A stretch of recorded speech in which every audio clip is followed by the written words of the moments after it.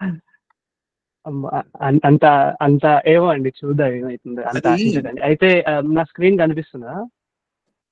కనపడుతోంది. ఆ!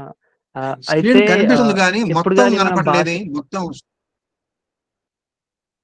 అంటే ఇది నా ఫోన్ నుంచి వాడటం వల్ల కావచ్చండి.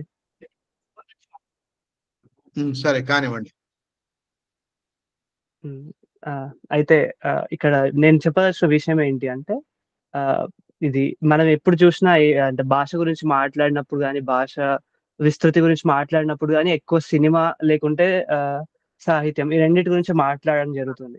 భాషను కేవలం ఈ 2 విషయాలకే పరిమితం చేయడం అంత మంచిది కాదు అని నా ఉద్దేశము. అలాగే మన రోజు జీవితాల్లో ఎంతో కీలకమైన పాత్ర పోషిస్తున్న ఎరిమి, బిసరమిల గురించి అంటే సైన్స్, టెక్నాలజీల గురించి మరింత మంది తెలుగులో, అది మంచి తెలుగులో ఇప్పుడు మనం చూస్తుంటే ఎవరు మాట్లాడినా ఏదో కలివిడి తెలుగు, విపరీతంగా ఇంగ్లీష్ పదాలు చొప్పించి మాట్లాడే తెలుగులో మాట్లాడుతున్నారు గాబట్టి, అలా గాకుండా మంచి తెలుగులో అది గూడా సైన్స్, టెక్నాలజీ విషయాల గురించి మాట్లాడాలి అని ప్రోత్సహించడానికి ఒక పోటీ నిర్వహిస్తున్నాము. ఇది మొన్న ఎలసీమ తల్లినుడి రోజు అంటే ఫిబ్రవరి 21 రోజు ఈ పోటీ ప్రకటించి, నెల రోజులు ఈ పోటీ కాలం ఉంది. ఈ నెల రోజుల్లో ఈ పోటీలో పాల్గొనాలి అంటే ఇన్‌స్టాగ్రామ్‌లో సైన్స్, టెక్నాలజీ ఏరిమి, బిసరమిల గురించి ఒక రీల్ తయారు చేసి పెట్టాలనమాట. ఈ పోటీలో పాల్గొనడానికి ఎవరైనా చేయాల్సిందంతే.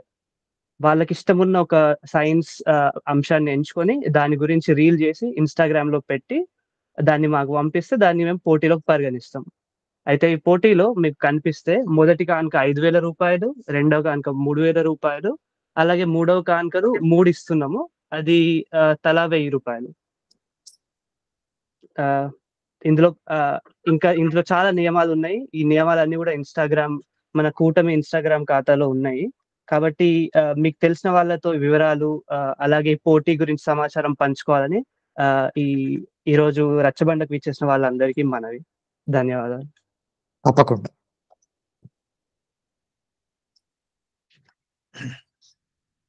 దాసోజు పద్మావతి గారు వచ్చారమ్మా, స్వాగతం. సుధారాణి గారు నమస్కారం సార్.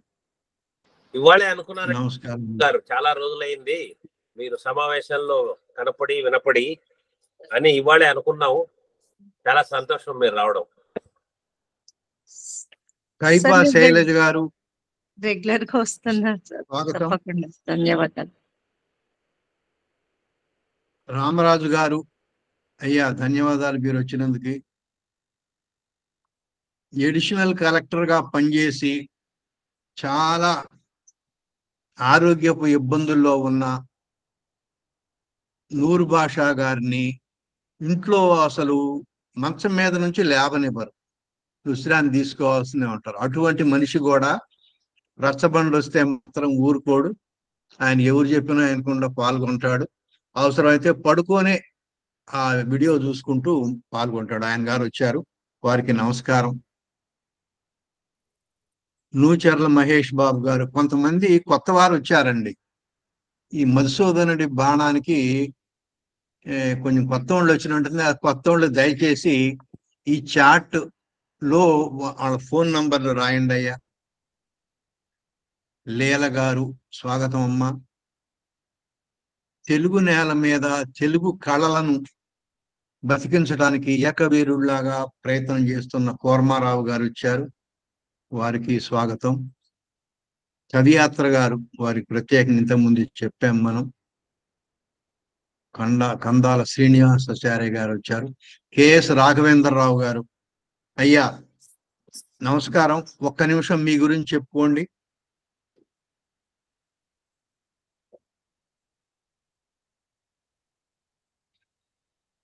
సరే. వడ్లమాని దుర్గ గారు, అమ్మా ఒక్క నిమిషం నీ గురించి చెప్పుకో అమ్మా. డాక్టర్ షేక్ మస్తాన్ గారు, ఆయన వదలరు, ఖచ్చితంగా రచ్చబండ కార్యక్రమం ఉందంటే మాత్రం ఆయన రావాల్సిందే, అన్ని వినాల్సిందే. కృష్ణారావు గారు, ఊరి పేర్లు ఇంటి పేర్ల మీద గమ్మత్తు, అదొక విషయం ఉందని కూడా మనకు తెలియదు. దాని మీద ఎంత పరిశోధన చేశారంటే మీరు ఊహించలేరు, ఇంత కథ ఉందా దీని వెనక అని. ఆయన ఇప్పటికి కూడా చిన్న పల్లెటూళ్ళకు పోయి, ఊళ్ళల్లోకి పోయి, బళ్ళల్లోకి పోయి ఆ పిల్లల్ని తెలుగు వైపు ప్రోత్సహించడానికి సొంత డబ్బులు ఇచ్చి కానుకలు కూడా ఇస్తుంటాడు. అట్లా కొంతమంది అదొకరా. లీల గారు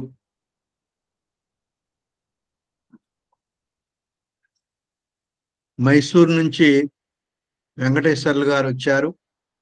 వారు అక్కడ మైసూరులోని అక్కడ సెంట్రల్ ఒక సంస్థలో పనిచేస్తున్నారు. వారు కూడా అంతే చాలా ఓపికగా వస్తుంటారు.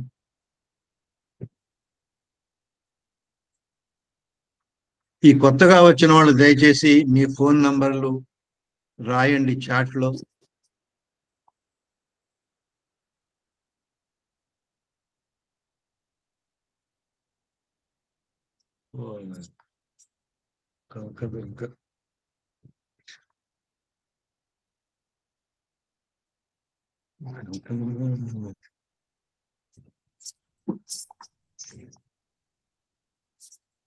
మహేష్ బాబు గారు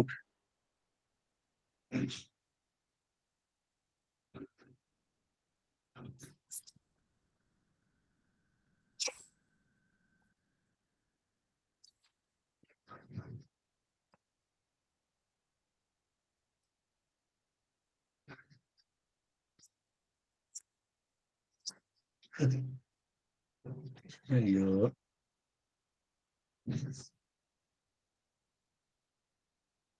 అమ్మ ఇంకా చేరలేదు. ఉన్నావా? ఏం పేరుతో ఉన్నావమ్మా?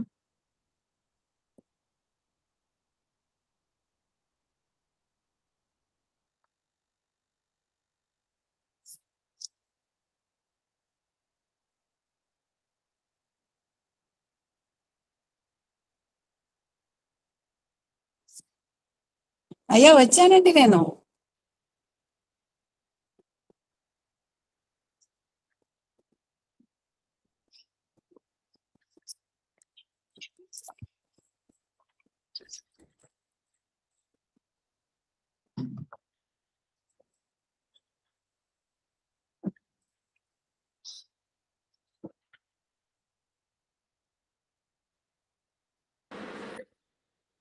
అయ్యా 7:13 అయింది. మొదలు పెట్టేసి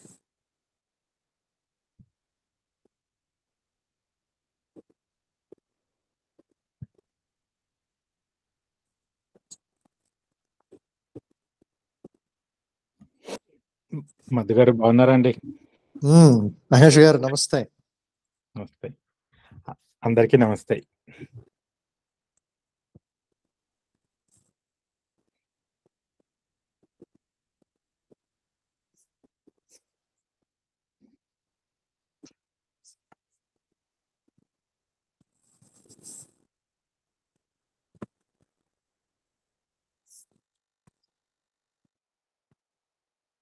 నన్ను ప్రారంభించమంటే ప్రారంభిస్తాను, లేదు మీరు ఎవరైనా. మీ గురించి 2 మాటలు చెప్పాక మీరు ప్రారంభిద్దురు కానీ సార్. నాకు అదే భయం, ఆ ప్రమాదం లేకుండా నా అజ్ఞానాన్ని నేనే ప్రదర్శించుకుని ప్రారంభించమంటే అది హాయి నాకు. మీకు అవకాశం ఇవ్వట్లేదు.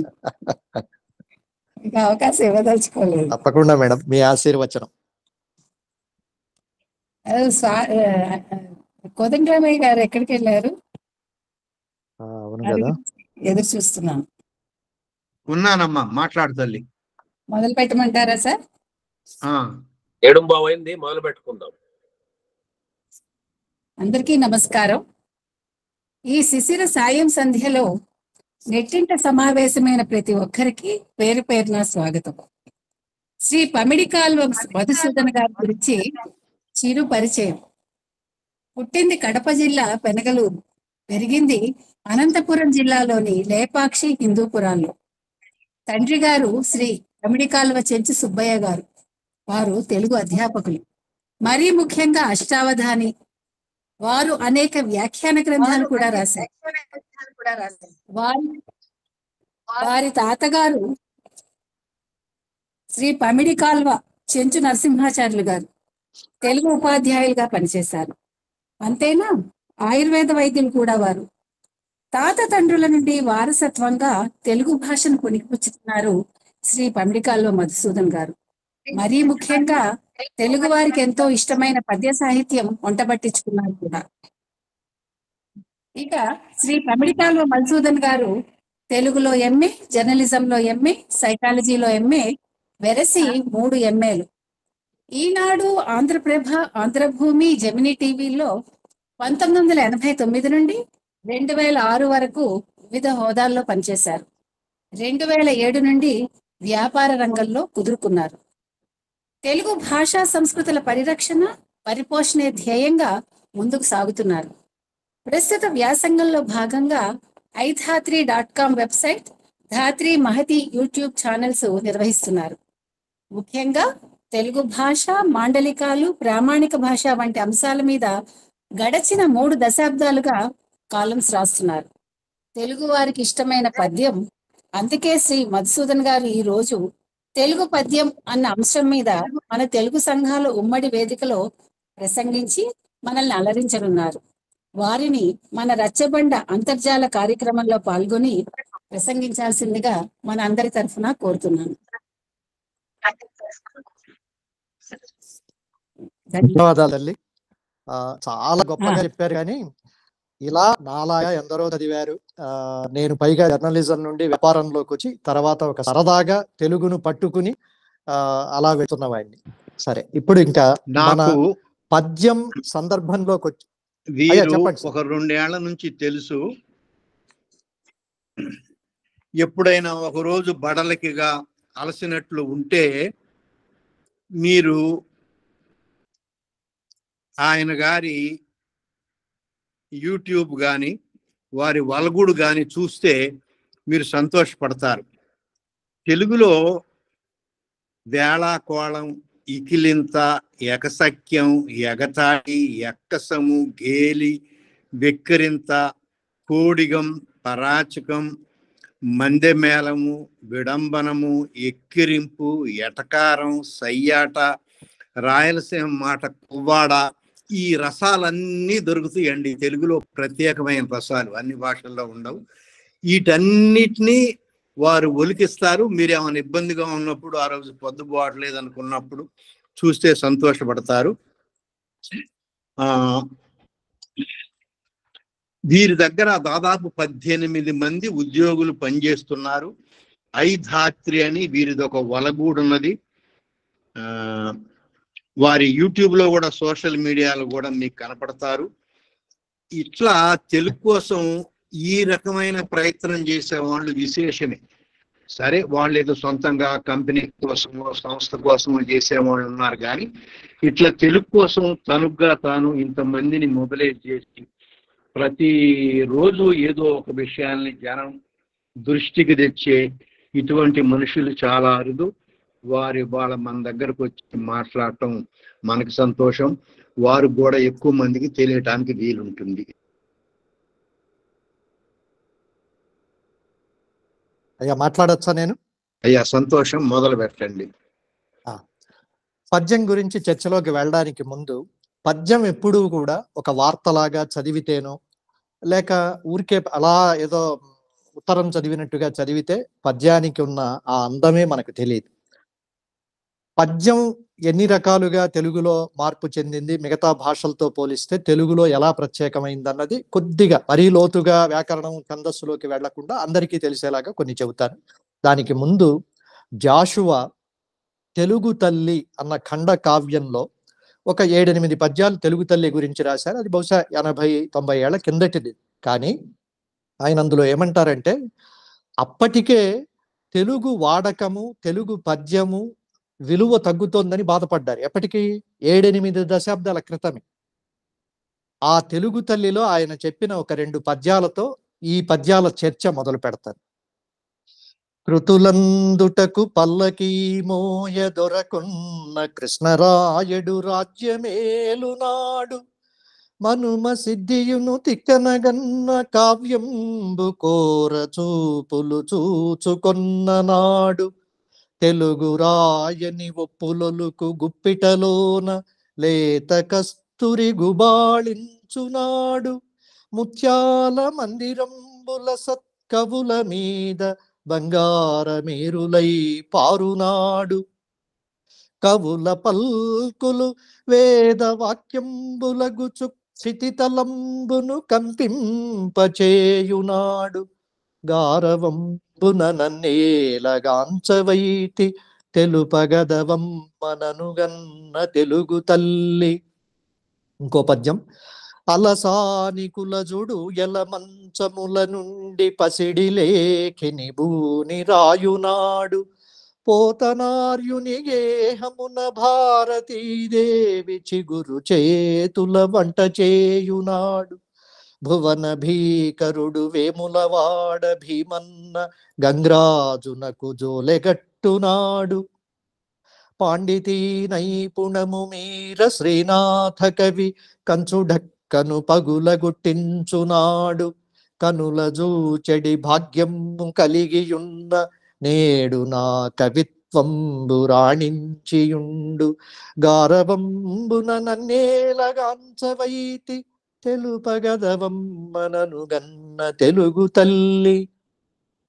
కృష్ణదేవరాయలు వీధుల్లో ఊగుతూ హాయిగా కవులను పోషించిన రోజు, శ్రీనాథుళ్లాంటి కవి మీద బంగారు వానలు కురిపించిన రోజు, పోతన ఇంట్లో సరస్వతీదేవి వంట చేస్తూ నాయనా నువ్వు కవిత్వం రాసుకో అని చెప్పిన రోజు, డిండిమబట్టు కంచుడక్కను శ్రీనాథుడు సవాలు విసిరి పగలగొట్టించిన రోజు, కళ్ళ చూసే భాగ్యం ఉంటే నా కవిత్వం ఎంత బాగుండేది.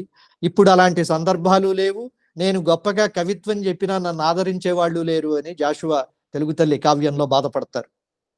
దాంతో ప్రారంభించి విశ్వనాథ సత్యనారాయణ గారు తెలుగు పద్యానికి సంబంధించి గొప్ప నిర్వచనం ఇచ్చారు. అది పద్యాలు 8-9 పద్యాలు, అన్నీ చెబితే మనకు సమయం కుదరదు కాబట్టి అసలు పద్యం అన్నది తెలుగు భాషలో లోపల శరీరంలో ఊపిరితిత్తుల నుంచి ఈ పెదవి దాకా అన్ని అవయవాలను తట్టి లేపేది, మెదడులో ఉన్న రసభావాలను కదిలించి బయటికి తీసుకొచ్చేది, ధారణా శక్తికి వీలైనది, ఉచ్చారణను పవిత్రం చేసేది. చిన్న పిల్లలు ఎన్ని వేల పద్యాలైనా సులభంగా నేర్చుకోవడానికి యతి ప్రాసలు ఛందస్సున్నది. ఇలాంటివన్నీ ఉన్న లక్షణాలతో ఉన్నది తెలుగు పద్యం. అది అమృతం. అది మీకు నోట్లో ఉంటే ఒక్కొక్కసారి దాని అర్థం తెలియకపోయినా ఆ శబ్దమే మిమ్మల్ని మంత్రంగా కాపాడుతుందని అంటారు ఆయన. అలాంటిది పద్యం. పద్యం అని అనగానే మనకు పాదాలు కలది పద్యం, దాని నిర్వచనం అంతే. పాదం అంటే నాలుగో రెండో ఏవో భాగాలు, అవి పాదాలు నడిచేవి, ఆ కాళ్ళ మీద సమానంగా ఉంటుంది కాబట్టి పద్యం అన్నారు. మిగతా భాషల్లో పద్యం లేవా? అన్ని భారతీయ భాషల్లో పద్యాలు ఉన్నాయి. సంస్కృతంలో శ్లోకాలు ఛందస్సు అక్కడ కూడా ఉంది. కానీ తెలుగు పద్యానికి మాత్రం యతి ప్రాసలతో దానికి ఒక అందం, ఇంకా అది అసాధారణంగా ఉంటుంది. మరీ మనం ఛందస్సు ఉత్పలమాల శార్దూలం ఇవన్నీ వెళ్ళక్కర్లేదు. కానీ మీరు సులభంగా పట్టుకోవడానికి ఏ పద్యమైనా చూడండి, 2వ అక్షరం ప్రాస ఉంటుంది. జాషువాదే ఉంది పిరదౌసిలో. ఇంకా విషాద గీతములకే మిగిలి రసహీనమై మషీ పంకము. ఇంకా మొదటి పంక్తి, 2వ పంక్తి పంకం. మషీ పంకము నా కలమ్మున అభాగ్యుడనైతి వయఃపటుత్వమున్ గురుంకే. 3వ పాదం. శరీరమందలము కొన్నది వార్ధకభూతము ఈ నిరాశాంకిత. ఇంకా చూడండి అక్కడ అంటే 0 తర్వాత వస్తున్న కా ప్రాస. ఎక్కడైనా ఒక ఇంకా అన్న మాట గుర్తొచ్చింది అనుకోండి, ఇంకా మిగతావి ఆ ప్రాసలో పట్టుకుంటూ మనం మర్చిపోయినా సరే అదే అందిస్తుంది పద్యం. అంత ధారణకు సులభంగా ఉంటుంది. అల్లాతోడని పల్కిన పసిడి కావ్య ద్రవ్యమున్ వెండితో చెల్లింప. అల్లా చెల్లింప. దొరకొన్న టక్కరి వీవు నీచే పూజితుండైన అల్లాకు సుఖమే. ఇలా యతి ప్రాసలతో ఉన్నవి మిగతా భాషల్లో లేవు. సంస్కృతంలో శబ్దమో శబ్దాలంకారమో ఇంకొకటో వేసుకుని అలా ఉంటుంది తప్ప ప్రాస నియమం లేదు అక్కడ. తెలుగు పద్యం దాదాపుగా 1200 సంవత్సరాలు లేదు, మనం నన్నయ్య కాలం నుంచి తీసుకుంటే ఒక 1000 ఏళ్ల పాటు పరిపుష్టి. అంటే ఇంకా పద్యం అంటే ఇలా ఉంటుందా? మీరు అది ఏ వృత్తమైనా తీసుకోండి, చిన్న ఆట వెలదులు, కంద పద్యాలు, వేమనవి, చిన్న చిన్న వాటి నుంచి తేటగీతులు, ఇంకా మీకు మహా పెద్ద పెద్ద వాటి వరకు ఒక్కసారి బహుశా 15 ఏళ్ల లోపు పిల్లలు గనక పద్యం నేర్చుకుంటే ఒక్కొక్కసారి పద విభజన అర్థం తెలిసినా తెలియకపోయినా జీవితాంతం అలా గుర్తుండిపోతుంది. ఇది వరకు బళ్ళల్లో పిల్లలకు అలా నేర్పించేవాళ్ళు, మాకింట్లో అలాగే నేర్పించారు. ఒక్కొక్క కవివి ఓ 20 30 పద్యాలు. ఎన్ని పద్యాలు నోటికొచ్చు అని అంటే ఒక్కొక్కసారి లెక్క పెట్టలేం మనం. ఏదో ఆ సందర్భం వచ్చినప్పుడు అలా వచ్చేస్తుంటాయి. శ్రీనాథుడివివి, తిక్కనవివి, నన్నయ్యవివి, పోతనవివి, ఇలాగా. అయితే తెలుగువారు పద్యాన్ని ఎందుకు కాపాడుకోవాలి? ఇది ప్రధానంగా. తెలుగు పద్యం ప్రత్యేకత అన్నది చెబితే ఏమో అది లక్షణ శాస్త్రం అవుతుంది. నా ఉద్దేశం అది కాదు. తెలుగు పద్యం ప్రత్యేకత అంటే మీరు ఎవరైనా చెప్పచ్చు, ఇన్ని ఉంటాయి అన్ని ఉంటాయి, గుర్తు పెట్టుకోవచ్చు, పాడుకోవచ్చు, నాటకాల్లో అయితే రాగం తీయచ్చు, అట్లా కాదు. తెలుగు పద్యాన్ని ఇప్పుడున్న ఈ సందర్భంలోనో లేక ఇంకో 500 ఏళ్ళో ఇంకో 1000 ఏళ్ళో కలకాలం పాటు కాపాడుకోవాల్సిన అవసరం ఏముంది? అలా కాపాడుకోవడం వల్ల మనకేమిటి ప్రయోజనం? అలా కాపాడుకోవడానికి ఏం చెయ్యాలి? ఈ 2-3 అంశాలే నేను ఎక్కువ మాట్లాడతాను. ఇప్పుడు మనము ఇంత ఉపన్యాసం మాట్లాడతాం, ఓ 40 నిమిషాలు అరగంట మాట్లాడతాం. ఈ 40 నిమిషాల ఉపన్యాసాన్ని మహా అయితే సారాంశంగా కోదండరామయ్య లాంటి పెద్దవారు అన్నీ విని, మధు ఇందాక ఈ మాటలు మాట్లాడాడు అని 1 నిమిషంలోనో 1/2 నిమిషంలోనో, లేదు ఇంకా బాగా నచ్చితే దాదాపుగా అంతే సమయంలో చెప్పగలరు. కానీ నేను చెప్పిన మాటల వరుస, ఆ ధ్వని, ఎక్కడ నేను విరామ చిహ్నాలు పెట్టానో అలా మళ్ళీ చెప్పలేరు. వచనంలో అది కుదరదు. పద్యానికి వచ్చేసరికి అది సాంద్రీభూతమైన భావం అన్నారు. అంటే మనము ఈ మందులు తయారు చేసేటప్పుడు రకరకాల మిశ్రమాలు చేసి చేసి దాన్ని ఉడికించి కలయబెట్టి డ్రై చేసి ఎట్లా చేస్తుంటామో అలా భావాన్ని, భాషను అన్నిటినీ సాంద్రీభూతం చేసి తీసుకొచ్చి అక్కడ దాన్ని బిగించి పెడతామన్నమాట. పెట్టేసరికి దానికి ఛందస్సుంది, ఒక తూగుంది, లయ ఉంది. మీరది పాడుకోవచ్చు, చదువుకోవచ్చు, మీ ఇష్టం. కానీ ఆ పద్యాన్ని అలాగే చెప్పగలరు. కానీ వచనంలోనో రాసిందో గద్యమో అలా మళ్ళీ చెప్పడం కష్టం. అలా ఎవరైనా వచనము గద్యం చెబుతున్నారంటే ఆ వచనం గద్యంలో కూడా ఖచ్చితంగా ఛందస్సు ఉంటుంది, లేకపోతే చెప్పలేరు. ఇప్పుడు మనం శ్రీశ్రీవో లేకపోతే ఎవరన్నా గొప్ప గొప్ప సినిమా దర్శకులు రాసిన మాటలు చెబుతున్నాము అని అంటే, పంచ్ డైలాగ్ అనే పేరుతో చెబుతున్నామంటే తప్పనిసరిగా అందులో ఏదో ప్రాసో ఏదో ఉంటుంది. ఇది ఇంకా గణాలతో పాటు పద్యంలో ఉంటుంది. అయితే పద్యం కాపాడుకోవడం వల్ల, ప్రత్యేకించి 20 ఏళ్ళలో 25 ఏళ్ల లోపు ఆ కొత్త తరం కాపాడుకోవడం వల్ల గొప్ప సౌలభ్యం ఏంటంటే భాషలో పద సంపద విపరీతంగా పెరుగుతుంది. శ్రీనాథుడు, నేను బాగా ఒకప్పుడు బతికానయ్యా బాబు, నా పేరు పలాని, నేను ఇంత చరిత్ర ఉన్నవాడిని అని మీ రాజుకు చెప్పు, నాకు ఏదన్నా ఇప్పుడు ఉద్యోగం ఇప్పించు అని అడుగుతాడు ముమ్మ కవి దగ్గరికి వెళ్ళి. కాస్త సాహితీ అభిమానులకు అందరికీ తెలిసే ఉంటుంది పద్యం. కానీ ఆ సందర్భాన్ని నేను వచనంలో ఒక అరగంట చెప్పినా దానికి పెద్ద విలువ ఉండదు. కానీ ఆ శ్రీనాథ్ చాటువుగానో లేక శ్రీనాథుడు చెప్పిన పద్యంగా ప్రచారంలో ఉన్న ఈ పద్యాన్ని చెప్పడం వల్ల ఆ తూగు, ఆ ఊపు వచ్చేస్తుంది. పంపా విరూపాక్ష బహు జటాజూటికారగ్వద ప్రసవ సౌరభ్యములకు తుంగభద్రా సముత్తుంగ వీజీ ఘటా గంభీర ఘుమ ఘుమారంభములకు కళసాపుర ప్రాంత కదళీ వనాంతర ద్రాక్షాలతా ఫలస్తబకములకు కర్ణాటకామిని కర్ణహాటక రత్న తాటంక యుగధాళ దల్యములకు నిర్నిబంధ నిబంధమైన నయు కవిత తెలుగునను సంస్కృతంబున పలుక నేర్టు ప్రౌఢ దేవేంద్రరాయ భూపాలవరుని సమ్ముఖమున దయచూడు ముమ్మ సుకవి. ఓ ముమ్మ సుకవి, మీ రాజు దగ్గరికి నన్ను తీసుకెళ్ళు. నా బయోడేటా ఏమిటి అంటే ఈ తేటగీతి సీజన్లో చెప్పేశాడు శ్రీనాథుడు. పంపా విరూపాక్ష బహుజటాజూటికారగ్వద ప్రసవ సౌరభ్యములకు, ఆ హంపి పంపా తీరంలో పండే పంటలతో సస్యశ్యామలంగా ఉండి ఆ ప్రాంతంలో వచ్చిన తీయదనం నా కవిత్వంలో ఉంటుంది. కర్ణాటకామిని కర్ణహాటక రత్న తాటంక యుగధాళదల్యం, ఆమె ఒక కర్ణాటక పడుచు అందమైన అమ్మాయి పొలంలో వెళుతుంటే కాలువ నీళ్ల మీద సూర్యుడి కిరణం పడితే ఆ సూర్యుడి కిరణం ఆమె చెవి కమ్మల మీద పడితే ఆమె మెరుస్తుంటే ఎంత అందంగా ఉంటుందో నా కవిత్వం అలా ఉంటుంది.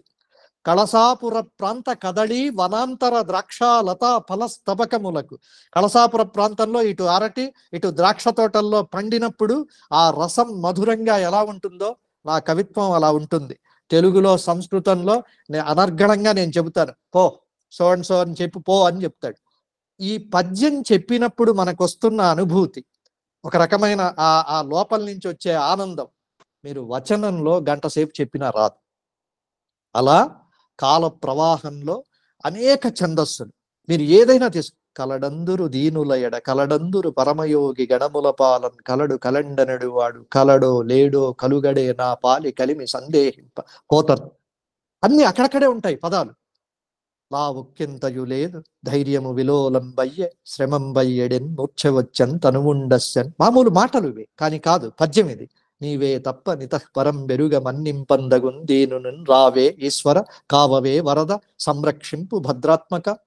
దశలక్ష కోటి కరణీనాథుండనయ్యుండి మద్ధానాంబ పరిపుష్ట చందన లతాంతఛాయలందుండలేక ఈ నిరాశ నిటేల వచ్చితి భయం బెట్లో కదే ఈశ్వర. ఇంక ఇది అనంతం. ఈ పోతన పద్యం అంటూ మీరు పట్టుకున్నారంటే ఎవరైనా తెలుగు వాళ్ళు, అది బహుశా 550 ఏళ్ల కిందటిది కాదు, అది ఇంకొక 5000 సంవత్సరాల తరువాత అయినా తేనె ఇలా పిండి మీ నోట్లో పోస్తున్నట్టే ఉంటుంది. అది వింటే పుణ్యం, పాడితే పుణ్యం, చదివితే పుణ్యం, అర్థం చేసుకుంటే పుణ్యం. పోత పోసిన తెలుగు అన్నారు విశ్వనాథ్ సత్యనారాయణ వేటూరి ఇద్దరు. పోత పోసిన అంటే ఆయన ఒక అచ్చు పెట్టుకుని ఆ అచ్చులోకి మాటలన్నీ పోత పోసారు. పోస్తే అది మీరు చదువుతారా, పాడుకుంటారా, వింటారా, మననం చేసుకుంటారా, ఏం చేసినా పుణ్యమే. జాషువా అన్నాడు కదా, ఆ చదువుల తల్లి నువ్వు రాసుకోనైనా, నువ్వు రాసుకుంటూ వంట చేస్తే కష్టము అని చిగురు చేతుల వంట చేయునాడు. భారతీదేవి వాళ్ళ ఇంట్లో కూర్చుని ఆమె వంట చేసిందట. ఎందుకు?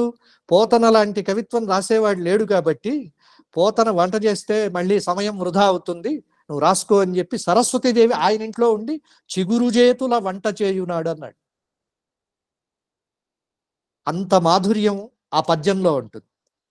పద్యం పద సంపద ఇవ్వడంతో పాటు సామవేదం షణ్ముఖ శర్మ గారు కొన్ని వేల సందర్భాల్లో చెబుతున్నారు, తెలుగు పద్యాన్ని తప్పులు లేకుండా పాడక్కర్లే. నాటకాల్లో అయితే కొద్దిగా రాగంతో అది పాడతారు, అలా పాడక్కర్లే.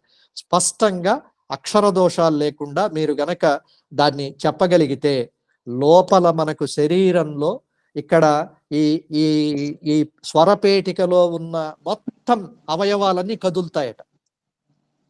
అసలు అలా ఒక 10 నిమిషాల పాటు మంచి పద్యాలను ఉచ్చరిస్తే గంట పాటు శ్వాసకు సంబంధించిన ప్రాణాయామం చేసిన దాంతో సమానం అన్నారు. ఏది? మీరు సరిగ్గా చెబితే, ఉచ్చరిస్తే. అభ్రం లిహాదభ్ర విభ్రమ భ్రభ్రమ కృన్నీల దీర్ఘ శరీరమర ప్రజ్వలన దీప్త జ్వాలికామాల జజ్వల్యమాన కేశములు మెరయ. ఇది కూడా పోతనదే, వీరభద్ర విజయంలోది. దక్షయజ్ఞం అప్పుడు శివుడు దక్షుడిగా మారుతున్నప్పుడు ఎలా ఉన్నాడు అన్నప్పుడు, ఎలా ఉన్నాడు అని అంటే శివుడు వచ్చాడు, ఆయనకన్నీ ఇలా వెంట్రుకలన్నీ మాడిపోయాయి, పొగలు వస్తున్నాయి అని మీరు వచనంలో చెబితే అది చప్పచప్పగా ఉంటుంది. అదే అభ్రం లిహాదభ్రవి అంటే ఆ సందర్భం ఎలా ఉందో పద్యం అలా లేస్తుందన్నమాట. అదే అందరికీ తెలిసింది ఒకటి ఉంది కదా, ప్రవరాఖ్యుడు ఇలా వెళతాడు, వెళ్ళి కరెక్ట్ గా హిమాలయం చూస్తే అంతకు ముందు వరకు అలా వెళ్ళాడు, సిద్ధుడు వచ్చాడు, కాలికి పసరు పూశాడు, ఇవన్నీ మామూలుగానే వెళుతూ ఉంటాయి. అటజని కాంచే, అక్కడికి వెళ్ళి చూశాడు. ఇంకా చూడండి పద్యం ఎక్కడికి వెళుతుంది, అందరికీ తెలిసిందే.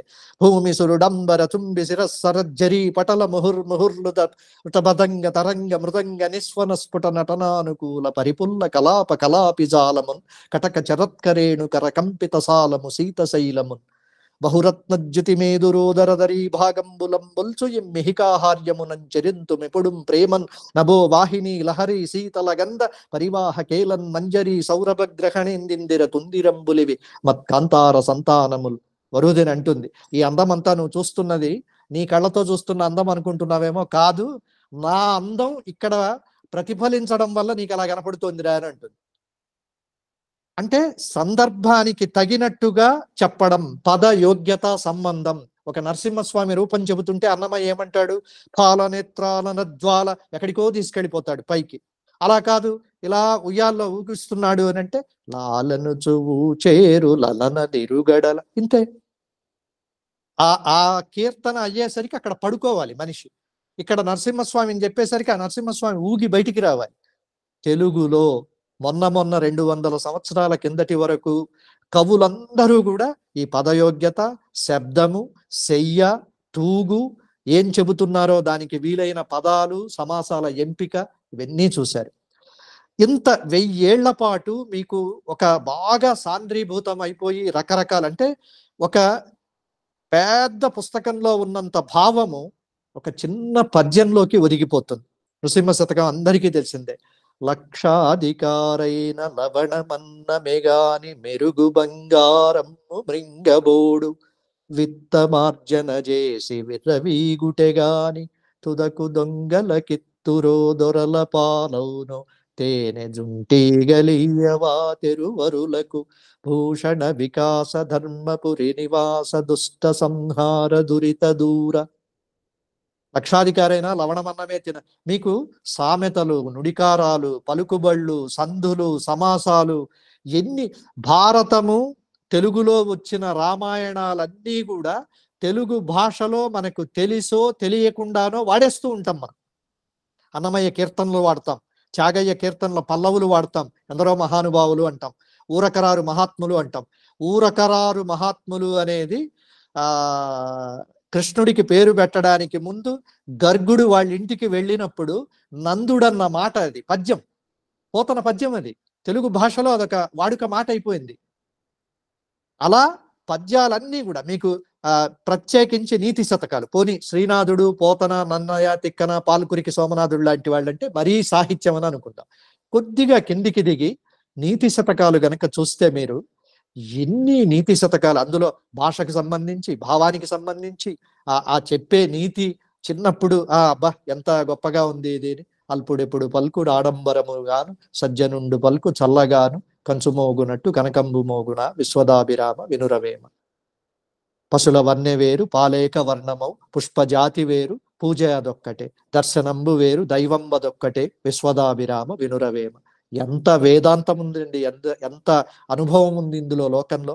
పశువుల వన్నె వేరు, పశువుల రంగు రకరకాలుగా ఉండొచ్చు. పాలేక వర్ణమవు, కానీ పాలు మాత్రం ఒకలాగే ఉంటాయి. పుష్ప జాతి వేరు, పూలు రంగులు రకరకాలుగా ఉంటాయి. పూజ అదొక్కటే దర్శనంబు వేరు దైవంబదొక్కటే విశ్వదాభిరామ వినురవేమ. ఇలా ఏ సందర్భానికైనా బాగా అదేదో ఛందస్సు తెలిసి అలంకారాలు తెలిసి అలా ఏమక్కర్లేదు. మీరు ఇది వరకు 30 ఏళ్లకి వెనకల వరకు వెళితే పౌరాణిక సినిమాలు ఏవైనా సరే మీరు చూడండి, ఘంటసాల, బాలసుబ్రహ్మణ్యము, పిబి శ్రీనివాసు, సుశీలమ్మ ఎవరో పాడిన ఆ పద్యాలు మనం ఈ రోజుకు పాడుకుంటున్నాం. లవకుశ సినిమా మీరు ఇలా పెట్టగానే ఇప్పటికీ మీరు యూట్యూబ్లో వినండి, ఎక్కడైనా వినండి, ఎంత భాషను అది మనకు మోసుకొస్తుంది పద్యం తెలుసా. ఇంతకు పూని వచ్చి వచయింపకపోదునే తల్లి దుశ్చింతులు దైత్యు చేబడిన సీతను గ్రమ్మర ఏలుచున్నవాడు ఎంతటి విమోహిరాముడని ఎగ్గులు వల్కిన ఆలకించి భూకాంతుడు నింద చెంది నిను కానల లోపలడించి రమ్మనెన్. ఉత్తర రామాయణంలో కంకంటి పాపరాజు పద్యం ఇది. లవకుశలో కనీసం 6-7 పద్యాలు వాడేశారు. ఘంటసాల లాంటి వాళ్ళు పాడబట్టి ఈ పద్యాలన్నీ మనకు, ఇదే కాదు మా భారతము, కురుక్షేత్రానికి సంబంధించి సంజయ్ రాయబారము, ఎన్ని మీకు బయట ఉన్న తిరుపతి వెంకట కవుల నాటకాలు, బావా ఎప్పుడు వచ్చి తివివు కానీ ఏదైనా ఇంకా ఉత్తర గృహంలో ఉన్నవి అయితే ఆ పద్యాలు ఎంత గొప్పగా ఉంటాయో. ఏనుంగు నెక్కి పెక్కేనుంగులిరుగడరా పురవీధుల గ్రాలగలదే, ఘంటసాలే పాడాడు అవన్నీ కూడా. పద్యం నేర్చుకోవడం వల్ల భాష పెరగడం, భావం పెరగడం, ఉచ్చారణ చాలా నేను ఇప్పుడు మాట్లాడుతున్న ఈ మాటల వెనకాలంతా కూడా నాకు పద్యమే. నేను ఇంకా చాలా సార్లు అరే ఈ అరగంటలో నేను ఇన్ని పద్యాలు అనుకున్నా, నీవు చెప్పలేకపోతున్నానేమో అని అనిపిస్తుంది. లేదా పద్యం గురించి మాట్లాడమంటే పద్యం చర్చ లేకుండా వీడు పద్యాలే పాడుతున్నాడేమో అని అనుకుంటారని భయపడి తగ్గించాల్సి వస్తుంది. అలా పద్యాలు తన్నుకుని వచ్చేస్తూ ఉంటాయి. ఎందుకు? 20 ఏళ్లలోపో 18 ఏళ్లలోపో ఇంట్లో మా నాన్న తాత పట్టుపట్టి ఇదేదో బలవంతంగా నువ్వు ఈవేళ 100 నేర్చుకోవాలని ఏం అనలేదు. అవి వాళ్ళు అలా చదువుకుంటూ ఉంటే వింటూ అందులో ఏదో ఆ ప్రాసలు ఎతులు పట్టుకుని అలా నేర్చుకున్న పద్యాలు ఇవి. ఆ పద్యం తరువాత వయసు పెరిగే కొద్దీ దాన్ని మనం అన్వయించుకునే కొద్దీ దాని అర్థం తెలుస్తుంది, విశేషార్థం తెలుస్తుంది, దాని మధ్య ఉన్న అంతరార్థం పట్టుకునే ఒక అవగాహన స్థాయి మనకు వస్తుంది, రకరకాలుగా అర్థమవుతుంది. కానీ అసలు పద్యం ఏనాడు మీరు వినలేదు, పద్యం పలకలేరు. అసలు ఇది వరకు సమాసం పలకడానికి ముందు ఇలా ఊపిరి తీసుకో అని చెప్పేవాళ్ళు.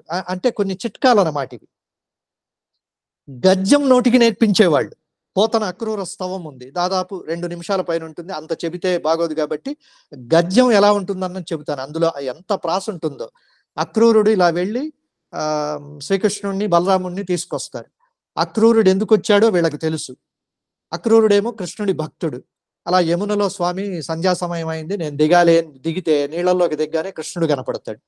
పైన చూస్తే రథం మీద ఉంటాడు. అమ్మో నా కోసం ఇలా కనిపించాడా అని నీళ్లల్లోనే. పద్యంలో చాలదని వ్యాసుడు గద్యంలోనే చెప్పాడు సంస్కృతంలో, దాన్ని పోతన తెలుగులోకి అనువదించాడు. మీకు నిజానికి వ్యాసుడి భాగవతంలో ఉన్న గద్యం సంస్కృతం కంటే కూడా తెలుగు గొప్పగా ఉంది. శ్రీమానిని మానచోరా శుభాకార వీరా జగద్దేతు హేతు ప్రకార సమస్తంబు నస్తంగతం వై మహాలోల కల్లోల మాలాకులాభీల పాతో నిదింకూలగా బాలకేళి గతిందేలి నారాయణాక్షం పటుఖ్యాతి శోభిల్లు నీనాభి కంజంబులో లోక పుంజంబులంబన్ను విన్నాణి. ఇలా వెళ్ళిపోతూ ఉంటుంది అది 2 నిమిషాలు. అక్కడ సమాసం ఎక్కడ వరకు వెళ్ళిందో, క్రియ దేంతో అన్వయం అవుతోందో తెలుసుకుని ఎవరన్నా కొద్దిగా విరామ చిహ్నాలు పెట్టుకుని నేర్చుకుంటే అయిపోతుంది. అది పాడుతుంటే ఊపిరి ఇలా లోపలి నుంచి ఎక్కడో అంతా ఒక శుద్ధమైపోతున్న అనుభూతి వస్తుంది మనకు. తర్వాత ఎదుటి వాళ్ళు వింటున్నారా లేదా అక్కర్లేదు. శ్రీమానిని అనగానే ఇంకా లాస్ట్ ఆ చివరి పదం వరకు అన్ని ఒకదానికి ఇలా గొలుసులాగా అందుతుంది. వచనంలో మీరు ఎన్ని చదివితే గొప్ప గొప్ప కవులు మధురాంతకం రాజారాం, కొడవటి గంటి, చాసో, మునిపల్లె రాజు, శంకరమంచి కథలన్నీ ఇలా చెప్పండి, పద్యంలాగా పాటలాగా చెప్పండి, చెప్పగలమా? మహా అయితే దాదాపుగా దానికి దగ్గరగా ఈ మాట అన్నారు, ఆ కథ సారాంశం ఇది అని అంటాం. కాబట్టి మీకు మూలం పద్యం ఏముందో యథాతథంగా గుర్తు. చాలా మంది అనుకుంటారు చాగంటి గారికి, సామవేదం ఇలాంటి వాళ్ళకే కొన్ని వేల పద్యాలు నోటికి వస్తాయి అని. మరి వారో 50 ఏళ్ళు 55 ఏళ్ల వయసులో ఇప్పుడు ఇలా చెబుతున్నారు, 20 ఏళ్ళు 25 ఏళ్ళుగా చెబుతున్నారని అనుకుందాం, పోనీ 30 ఏళ్ళుగా. మరి 30 ఏళ్ల కిందట వాళ్ళు చెప్పారు అంటే మరి వాళ్ళకు 100 పద్యాలో 1000 పద్యాలో నేర్చుకునే ఆ శక్తో సౌలభ్యమో ఎప్పటికి వచ్చి ఉండాలి? తప్పనిసరిగా 25 ఏళ్ల లోపే వచ్చి ఉండాలి. మరి పక్కన ఒక మనిషి 25 ఏళ్ల లోపు కొన్ని వేల పద్యాలు మళ్ళీ అప్పచెప్పగలుగుతున్నప్పుడు అదే మెదడు, అదే మనిషి, అదే నిర్మాణం, అదే ఊరు మనం ఎందుకు చెప్పలేకపోతున్నాం? మనకు దాని మీద పెద్ద ఇష్టం లేదు. ఇంటర్మీడియట్ 10th అయిపోయాక ఇంకా దాంతో ఆ పద్యము అవి నాకు సంబంధం లేదు, వృత్తి విద్యో ఇంకొకటో శాస్త్ర సాంకేతికమో ఏవో తీసుకుని వాటిని వదిలేసి సినిమా పాటలను మాత్రం పట్టుకుంటాం మనం. నిన్న వచ్చిన ఊ అంటావా మావా ఊహు అంటావా అవి మనకు బాగా గుర్తుంటాయి. రేడియోలో వస్తుంటే పాడతాం, టీవీలో వస్తుంటే పాడతాం.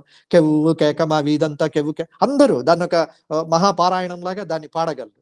మరి మీరు కెవ్వు కేక ఊ అంటావా మావా ఇవి చెప్పగలిగినప్పుడు అది ఎందుకు చెప్పలేకపోతున్నారు అంటే ఇది 100,000 సార్లు మీరు వింటున్నారు, మీ చెవిలోకి అవి వెళ్ళనిస్తున్నారు. అక్కడ ఆ పద్యాలో ఆ పోతనో ఆ తిక్కనో ఆ నన్నయో ఈ శ్రీనాథుడో మనకు 10వ తరగతి తర్వాత అవసరం లేదు, అంటరాని వాళ్ళు అయ్యారు. ఆ పద్యానికి అర్థం చెప్పి అందులో చమత్కారం చెప్పి ఏదో చేశారనుకోండి, అప్పుడు అది వెంట పడితే మీకు నేను హంపి క్షేత్రంలో నాకు బాగా ఇష్టమైనది చెబుతాను. ఒక 350 ఏళ్ల పాటు గొప్పగా వెలిగిన ఒక రాజ్యం శిథిలమైపోయి బూడిదైపోతే కొడాలి వెంకట సుబ్బారావు గారు అక్కడ ఉండి ఆయన రాసిన కావ్యం చిన్నది హంపి క్షేత్రంలో. శిలలు ద్రవించి ఏడ్చినవి జీర్ణములైనవి తుంగభద్రలో పలగుడి గోపురంబులు సభాస్థలులైనవి కొండముచ్చు గుంపులకు చరిత్రలో మునిగిపోయిన దాంధ్ర వసుంధరాధిపోజ్వల విజయ ప్రతాపరభసంబుక స్వప్న కథా విశేషమై. శిలలు ద్రవించి తుంగభద్రలో కరిగిపోయాయి. ఉన్న ఆ గోపురాలు కోతులకు కొండముచ్చులకు అవి వేదికలయ్యాయి. మొత్తం ఒక విజయనగర సామ్రాజ్య వైభవం అంతా కూడా మట్టి కొట్టుకుపోయింది. ఇది ఈ పద్యం మీరు పాడుతూ ఆ హంపీని కనుక ఒకసారి దృశ్యీకరించుకోగలిగితే లోపల ఎక్కడో కడుక్కుమంటుంది మనకు. అలా పద్యం ఏం చేస్తుందంటే కొద్దిగా మొదట శబ్దం, తరువాత దాన్ని మీరు అర్థంగా గనక పట్టుకోగలిగితే ఆ అర్థం మీకు ఒక దృశ్యం ఇస్తుంది. ఆ దృశ్యం వచనం కంటే గొప్పగా ఉంటుంది. పద్యం ఎన్ని అన్నది అనవసరం. మధు అన్నవాడికి 100 వస్తే పక్కన మహేష్ అన్నవాడికి 1000 వస్తాయి. మహేష్కి 1000 వస్తే ఇంకొక ఆయనకు 10,000 వస్తాయి. ఇంకొక ఆయన ఇంకా చెప్పగలరు. విశ్వనాథ సత్యనారాయణ, పుట్టపర్తి నారాయణాచార్యులు లాంటి వారు అనేక భాషల్లో వాళ్లకు నోటికి ఎన్ని పద్యాలు ఎన్ని శ్లోకాలు వచ్చో లెక్క పెట్టలేరు, అన్ని చెప్పేవారు. రామాయణం మొత్తం చెప్పేస్తారు, తెలుగు భారతం మొత్తం చెప్పేస్తారు, భాగవతం మొత్తం చెప్పగలరు. ఇవి గాక ఇతర కావ్యాలు వాళ్ళు రాసినవి ఎలా చెప్తున్నారు ఇవి అంటే ఆ ఛందస్సు దాని మీద వాళ్లకు ఆ పట్టు ఉండడం వల్ల ఒక పదం రాగానే మిగతా పదాలు వచ్చేస్తాయి, చాలా సులభంగా గొలుసులాగా వచ్చేస్తాయి. అలా ఇది భాషను కాపాడడంతో పాటు మనకు వ్యక్తిగతంగా కూడా విపరీతమైన ఒక 10 నిఘంటువులు ఇవ్వలేనంతగా కొన్ని ఒక 100 పద్యాలు ఇస్తాయి. కాబట్టి మన బృందంలో కానీ ఈ సంఘాల్లో కానీ ఎవరైనా మిగతావి తెలుగు మాట్లాడాలి, తెలుగు రాయాలి, వీటి మీద మీరు ఎంత ప్రత్యేకమైన దృష్టి పెడుతున్నారో చిన్న చిన్న పద్యాలు, కందం, ఆటవెలది, తేటగీతి, సీస పద్యాలు ఇలాంటివైనా సులభంగా ఉన్నవి, బాగా సంస్కృత సమాసాలుండి అర్థం కానివి కాకుండా ఉన్నవి కొన్ని పద్యాలు, అందులో చిన్న వయసు వాళ్ళకైతే చాలా సులభంగా వస్తాయి, అద్భుతంగా వస్తాయి. నేర్పిస్తే అట్లాంటి పద్యాలకు సంబంధించిన ఆ ఇన్పుట్ గనక లోపలికి మీరు తీసుకుంటే ఒక 6 నెలల తర్వాత చూడండి, మొదట వారం రోజులకు ఒక పద్యం నేర్చుకునేవాడు 4 సార్లు పద్యం చదవగానే నోటికి వచ్చేస్తుంది. పిల్లలకైతే ప్రత్యేకించి, పెద్దలకు కూడా వస్తుంది. పద్యం తెలుగువారి సొంతం. ఈ పద్యానికి అవధానం ఇంకా అది ఒక అద్భుతమైన హిమాలయం అంత విషయం. అది రకరకాలుగా మనకు మొన్నటి మాడుగుల నాగపణి శర్మ వరకు కూడా తెలుగు భాష అవధానం ఇలా విడదీయలేనంత గొప్పగా ఉంటాయి. అమృతానికి అర్పణకు అసలు పేరు అమ్మ, అనుభూతికి ఆర్ద్రతకు ఆనవాలు అమ్మ, ప్రతి మనిషి పుట్టుకకే పట్టుగొమ్మ అమ్మ, ఈ లోకమనడి గుడి చేరగ తొలి వాకిలి అమ్మ. ఇది మాడుగుల నాగపణి శర్మ గారి అవధానంలో చెప్పిన పద్యం. ఇది ఎంత గొప్పగా ఉంది. ఇలాంటివి ఇంకా తిరుపతి వెంకట కవులు, మేడసాని మోహను, బేతవోలు రామబ్రహ్మం గారు, ఇప్పుడు అచ్చ తెలుగులో అవధానాలు చేస్తున్న పాలపర్తి శ్యామలానంద ప్రసాద్ గారు, వద్దిపర్తి పద్మాకర్ గారు, ఎంతమంది అండి అసలు. మనమే ఇంకా వాళ్ళ అంటే ఒక అవధానం చెయ్యడము, అవధానాన్ని ప్రచారం చేయడం అన్నది మీరు గనక ఆ కొద్దిగా లక్షణ శాస్త్రం, వ్యాకరణం తెలిస్తే ఎంత కష్టమైన ప్రక్రియో అది. మనం పద్యం పాడడానికో, పద్యం చదవడానికో, పద్యం గుర్తుపెట్టుకోవడానికే ఇంత ఇబ్బంది పడుతున్నాము. ఇంకా మన మధ్య ఇప్పటికీ తిరుగుతూ ప్రతి జిల్లాలో, తెలుగు నేల మీద ప్రతి జిల్లాలో కనీసం 10 మంది గొప్ప అవధానులు ఉన్నారు. వారు అసలు తెలుగు భాషకు చేస్తున్న సేవ అద్భుతం. పైగా ఈ మధ్య ఇక్కడ విదేశాల్లో చాలా మంది ఉన్నారు. విదేశాల్లో ఉంటూ తెలుగు అవధానం మీద ఇష్టం ఉండి చేస్తున్న 2-3 యువకులు కొత్తగా వచ్చారు. అద్భుతంగా చేస్తున్నారు, వారు చాలా గొప్పగా చేస్తున్నారు. తెలుగు నేల ఆదరిస్తోంది. మనకి ఇది వరకు ఒక ఫంక్షన్ హాల్ ఉండాలి, మైకులు ఉండాలి, లైట్లు ఉండాలి. ఈ రోజుల్లో అలా అవసరమే లేదు. ఇలాంటి వేదికల మీద కూడా అవధానాలు చేయొచ్చు, పద్యాలు పాడొచ్చు, ఆ పద్యాలకు అర్థాలు చెప్పుకోవచ్చు. గొప్పగా భాషను బాగా పవిత్రీకరించడం పద్యం చేస్తే, పద్యం కనుక మనం నేర్చుకుంటే మన లోపల అంతకు ముందున్న భాష కంటే ఇంకా బాగా సాంద్రమైన భాష ఉంటుంది, పద సంపద పెరుగుతుంది. ముందు మీకు లోపలున్న ఈ కంఠమంతా శుద్ధమైపోతుంది. అసలు మాటనే మన సంస్కృతంలో 4 రూపాలుగా విభజించారు. పర, పశ్యతి, మధ్యమ, వైఖరి అని. పెదవి దాటి వినపడుతున్నది వైఖరి ఒకటే, కానీ ఇంకా 75% లోపల ఉంది. మెదడులో ఆలోచన అనుకున్నప్పుడు 25, ఇక్కడ నాభి దగ్గర గాలిగా పట్టుకుంటున్నప్పుడు పశ్యతి 50%, మధ్యమ ఆ గాలి ఇక్కడ గొంతు దగ్గరికి వచ్చేసరికి మీరు ఇలా పట్టుకుంటే తెలుస్తుంది, మాట్లాడుతుంటే కదులుతుంటుంది, అది మధ్యమ, ఇది వైఖరి. 4 భాగాలు. ఈ 4 భాగాల్లో మనం అసలు పద్యం ఉచ్చరించడం, పద్యం బిగబట్టి పాడడం అవి మనకు రాకపోతే లాస్ట్కు ఎట్లా ఉంటుందంటే చాలా పొడిగా మాట్లాడుతుంటారు. అసలు ఈ రోజుల్లో మాట్లాడాల్సిన అవసరమే లేకుండా పాతరాతి యుగం ఇమోజీ భాష కూడా వచ్చేసింది. మీరు ఏమైనా మాట్లాడండి, ఒక 50 లైన్లు పెడితే ఒకడిలా అంటాడు, ఒకడిలా అంటాడు, ఒకడిలా అంటే మనం మూగ భాష వైపు అనాగరిక పాతరాతి యుగం సమాజానికి వెళ్ళడానికి పోటీలు పడుతున్నాం అన్నమాట. పోనీ ఇందులో సౌలభ్యం వచ్చింది కదా, ఒక ఆడియో మెసేజ్ రికార్డ్ చేసి, ఒరే మధు నువ్వు ఇందాక వాగావు, ఇది బాగుంది, ఇది బాగాలేదు, ఏదో మాట్లాడాలి కదా. మాట ఎక్కడ మనకు మాట్లాడితే ముత్యాలు రాలిపోతాయో, బంగారు దొర్లిపోతుందో అని అన్ని ఇమోజీలు, దాని కేవలం బొమ్మల భాషలోకి వెళ్ళిపోతున్నాం. మాట్లాడే మామూలు భాషకే ఇలా ఉంటే ఇంకా పద్యాలు ఇవి నేర్చుకోండి అంటే ఎలా ఉంటుందని కొందరు అంటారు. కానీ భాష ఎప్పుడూ కూడా ఒక రూపంలోనే ఉండదు. జానపదం ఉండొచ్చు, వచనం ఉండొచ్చు, కవిత్వం ఉండొచ్చు, గేయ కవిత్వం ఉండొచ్చు, పద్యం ఉండొచ్చు, పాటగా ఉండొచ్చు, కీర్తనగా ఉండొచ్చు, స్తోత్రంగా, రకరకాలుగా ఉంటుంది. దాంట్లో తెలుగుకు సంబంధించి మాత్రం పద్యానికి ఒక అందం, నడక, అది వెళుతున్నప్పుడు దాని గంభీరమే గంభీరం. కాశికా విశ్వేషు కలసె వీరారెడ్డి రత్నాంబరమ్ములేరాయడిచ్చు రంభగూడె తెలుంగురాయ రాహుత్తుండు కస్తూరి కేరాజు ప్రస్తుతింతు స్వర్గస్థుడయ్యే విస్సన మంత్రి మరి హేమ పాత్రాన్న మెవ్వని పంక్తి కలదు కైలాసగిరిబండె మైలార విభుడేగి దినవెత్స మేరాజు తీర్పగలడు భాస్కరుడు మున్నె దేవుని పాలి కరిగే కలియుగంబునైక ఉండ కష్టమనుచు దివిజ కవివరు గుండియల్ దిగ్గురనగా అరుగుచున్నాడు శ్రీనాథుడు అమరపురికి. ఈ పద్యం పాడుకొని చూడండి, శ్రీనాథుడితో పాటు మీరు కూడా అక్కడికి వెళ్ళి నిల్చుంటారు. అంటే అంత భావం, తీవ్రత అందులో ఉంది కాబట్టే అది పద్యంగా నిలబడింది. దీన్నే మీరు మొత్తం ఒక కథగా చెప్పాలి అంటే ఒక 2 నిమిషాలు పలాని రాజు లేడట, బంగారు కంచంలో ఎవరు పెడతారు, పలానా ఆయన లేడట, శాలువా ఎవరి కప్పు, ఇదంతా చెప్పాలి. దాన్నే ఆయన ఆ పద్యంలోకి బిగించాడు. పద్యంలో ఉన్న అందమే అది. లేకపోతే పాట పద్యంలో మామూలుగా చెప్పలేనిది ఏదో అక్కడ చెప్పాల్సిన సందర్భం ఉంది కాబట్టి అది బతికింది. తెలుగులో కొద్దిగా అవధానాల వల్ల కానీ సంస్కృత భాషను ఎక్కువగా పెట్టడం వల్ల కొంతమందికి దూరమైంది. కానీ హాయిగా అచ్చ తెలుగులో చాలా హాయిగా మీకు నీతి శతకాల్లో అయితే ఎంతెంత గొప్ప ఉంటాయో. ఒక సింహం కింద ఉంది, చెట్టు మీద ఏవేవో ఉన్నాయి. మనకు 8వ క్లాసులో మాకుండేది ఇది టెక్స్ట్ బుక్ లో, భాస్కర శతకం. పండితులైన వారు దిగువంతగనుండగా అల్పుడొకడుద్దండత పీఠమెక్కిన బుధ ప్రకరంబునకేమి యొగ్గగున్ కొండక కోతి చెట్టు కొనకమ్మలనుండగా కింద గండభేరుండ మదేవ సింహని కురంబములుండవే చేరి భాస్కర. ఇది కథగా మీరు గుర్తుపెట్టుకోలేరు, పద్యం అనుకోండి అంతే.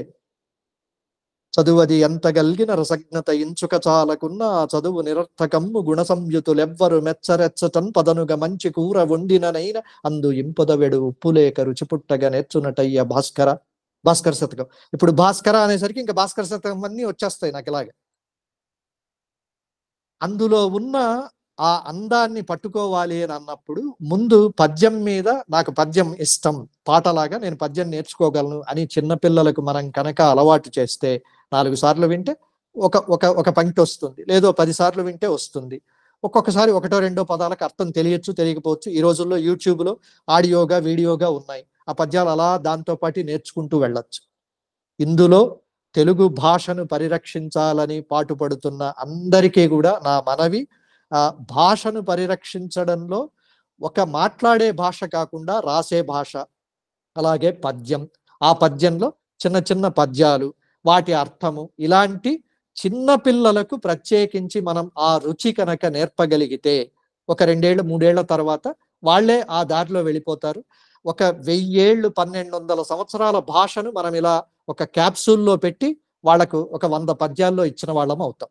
ఇంతకంటే ఎక్కువ మాట్లాడితే బాగోదు. నాకు ఇచ్చిన సమయం 7:55, 7:50కి ముగించమన్నారు. మరో సందర్భంలో వెళదాము. నేను ఇంకా ఎన్నో పాయింట్లు రాసుకున్నాను, కానీ ఇంకా అవన్నీ పద్యాలుగా ప్రవహిస్తూ ఉంటే కోదండరామయ్య గారు అప్పుడే కోదండం పట్టుకుని దృశ్యంలోకి వచ్చేశారు. ఇప్పుడు ఎవరైనా నేను మాట్లాడిన వాటిల్లో ఏవైనా సందేహాలు అట్లా ఉంటే వీలైనంత వరకు చెప్పడానికి ప్రయత్నిస్తాను. నమస్తే. ఇప్పుడు 7:54 అయిందండి. మీరు కొంచెం 15 తర్వాతనే మొదలెట్టారు కాబట్టి ఇంకొక 5-10 నిమిషాలు మాట్లాడొచ్చు మీ దగ్గర ఇంకేమైనా ఇన్ఫర్మేషన్ ఉంటే. లేకపోతే మనం ఇక మీ మీద రాళ్ళు వేయడానికి మొదలు పెడతాం. రాళ్ళు వేయండి సార్ మధ్యలో, అంటే కంటిన్యూగా మాట్లాడడం కంటే హాయిగా మీరు ఎవరన్నా మాట్లాడుతూ ఉంటే మధ్యలో అలా మాట్లాడుతూ ఉంటారు. ముందుగా 2 విషయాలు చెప్పాలి. ఒక్క నిమిషం అండి. శ్రీ గణేష్ గారు జర్మనీ నుంచి వచ్చారు. వారు తెలుగు చేస్తున్న కృషి అసలు ఊహించలేము మనం, అన్ని బయట ఉండి కూడా. ఇప్పుడు మన నమస్కారం అండి కోదండరామి గారు. తెలుగు ప్రభుత్వాలు పట్టించుకోకపోవటం వల్ల తమిళ ప్రభుత్వం జర్మనీలోని తెలుగుని చంపేయటానికి 10 కోట్లు ఇచ్చింది. గణేష్ గారు మీరు ఒకసారి తర్వాతనైనా మాట్లాడాలి. ఇప్పుడు మాట్లాడటం ఎక్కువసేపు కుదరదు, కానీ చాలా ముఖ్యమైన విషయాలు ఉన్నాయి. ముగిలిచెండు సురేష్ గారని ఆయన ఎండి గారిని రోజుకు 5 గంటలు తెలుగు కోసం పనిచేస్తుంటారండి. ఆయన గారు వచ్చారు. రేమిళ్ల మూర్తి గారు ఇస్రో సైంటిస్ట్, ఆయన గారు కూడా ఓపీ చేసుకొని వచ్చారు. మా అమ్మాయి ఖమ్మం నుంచి సునంద్ వచ్చింది. ఉడుము ఝాన్సీ వచ్చింది. పర్వతం నరసింహారావు గారని మన తెలుగు మాట గూగుల్ గ్రూప్ ఆయన గారు ఇప్పుడు ఆయనే చూస్తున్నారు. ఆయన గారు అందులో చేరినప్పుడు 5-6 వేల మంది ఉంటే ఇప్పుడు 10,000 మంది కన్నా ఎక్కువ మందిని చేశాడు. మీరు ఏమన్నా విశేషం లేకపోతే మీ గురించి లేకపోతే తెలుగు గురించి ఏమైనా రాయాలనుకుంటే అందులో రాసే 10,000 కన్నా ఎక్కువ మంది వస్తారు ఒక దెబ్బకి. ఇక మీరు ప్రశ్న మొదలెడుతుంది. 1-2 విషయాలు చెప్పాలి. మనం పాటలకి పోటీలు పెట్టామండి. 5 మాత్రమే గెలుచున్నారు 5,000 చొప్పున. ఇంకా కొంతమంది రాస్తున్నారు పాటల పోటీలకి. ఎవరైనా పెద్దలుగా ముందుకు వస్తే రాసిన కూడా తప్పేం లేదు. వారు ఒకరే ఉండరు, ఇంకో 2-3 ఉంటారు కాబట్టి అది పెద్ద పెట్టింపు లేదు. దానికి మనం వాళ్ళకి 5,000 నగదు ఇవ్వలేకపోతున్నాం. అట్లనే పిల్ల పద్యాలు కూడా చదివే మనం 500 ఇస్తున్నాం పిల్లలకి. ఈ సుబ్రహ్మణ్యం మన పురాణం గారేమో అసలు పోయి తమిళనాడులో ఆ పరిశ్రమలో ఎక్కువ పని చేస్తున్నారు. వారు చేయలేకపోతున్నారు. వేరే వారెవరైనా ముందుకు వచ్చి పద్యాలు పాడుతున్నారు పిల్లలు. ఆ పలానా బాబు పద్యం బాగా పాడాడని చెప్తే మనం ఒక 500 నగదు ఇచ్చేవాళ్ళం. దాన్ని ఇవ్వటానికి కూడా తయారుగా ఉన్న బెంగళూరు వారు కూడా ఇప్పుడు వచ్చారు ఇందులోకి. మనం దాన్ని వాడుకోవటం లేదు. సరే, రాయండి. మొదటి రాయి ఎవరేస్తారు చెప్పండి.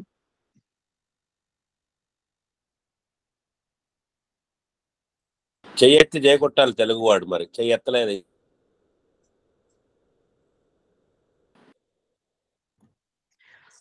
నేను అడగొచ్చా? వేయాలి. మహేష్ గారు. అది గారు వినడం మనం మాట్లాడుకున్నాం అనుకోండి. చెప్పండి మహేష్ గారు. మీతో మాట్లాడాను కానీ ఇంతకుముందు అలా పద్యం గురించి ఒక పద్యం తర్వాత ఒక పద్యం, ఒక పద్యం తర్వాత ఒక పద్యం అలా వింటూ ఉంటే అదొక ఇదిగా ఉందండి. చాలా చాలా చాలా కృతజ్ఞతలు. మీరు పద్యానికి నిర్వచనం చెప్పారు, నాకు తెలియదండి అది ఇంతవరకు. ఇప్పుడైతే ఇవాళ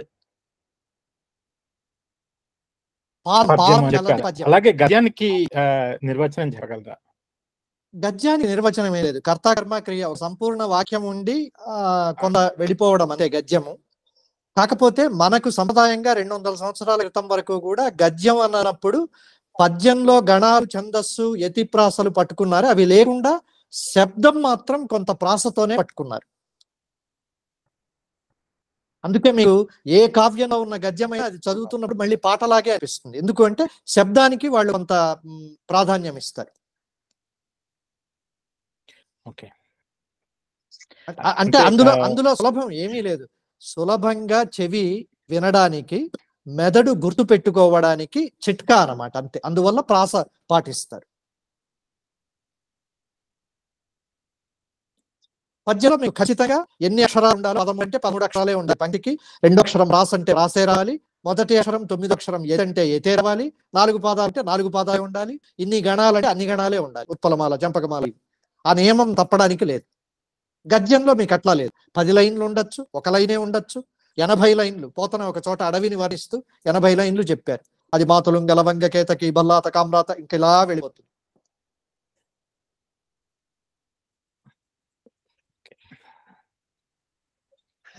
అంతే అండి. ఒక చిన్న విషయం అండి, ఇంతకుముందు వారు చెప్పారు, నేను కూడా చెప్తాను. పద్యం ఒక తెలుగులో మాత్రమే ఉన్నది. సంస్కృతంలో గణ విభజనే ఉంది కానీ యతి ప్రాసలు 2 లేవు. కన్నడంలో కూడా పద్యం ఉంది కానీ మనకి తగ్గ ప్రాస ఉంది కానీ యతి లేదు.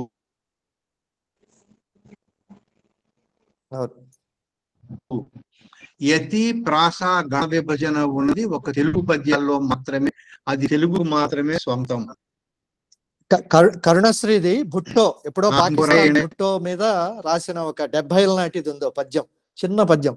కొట్టో మార్కెట్టో బాస్కెట్టో గండు చీమల పొట్టో బుట్టో నీ బుర్ర ఒట్టి బూరుగ చెట్టో అన్నాడు. కొట్టో, మార్కెట్టో, బాస్కెట్టో, బుట్టో నీ బుర్ర ఒట్టి బూరుగా చెట్టో పద్యం ఇది.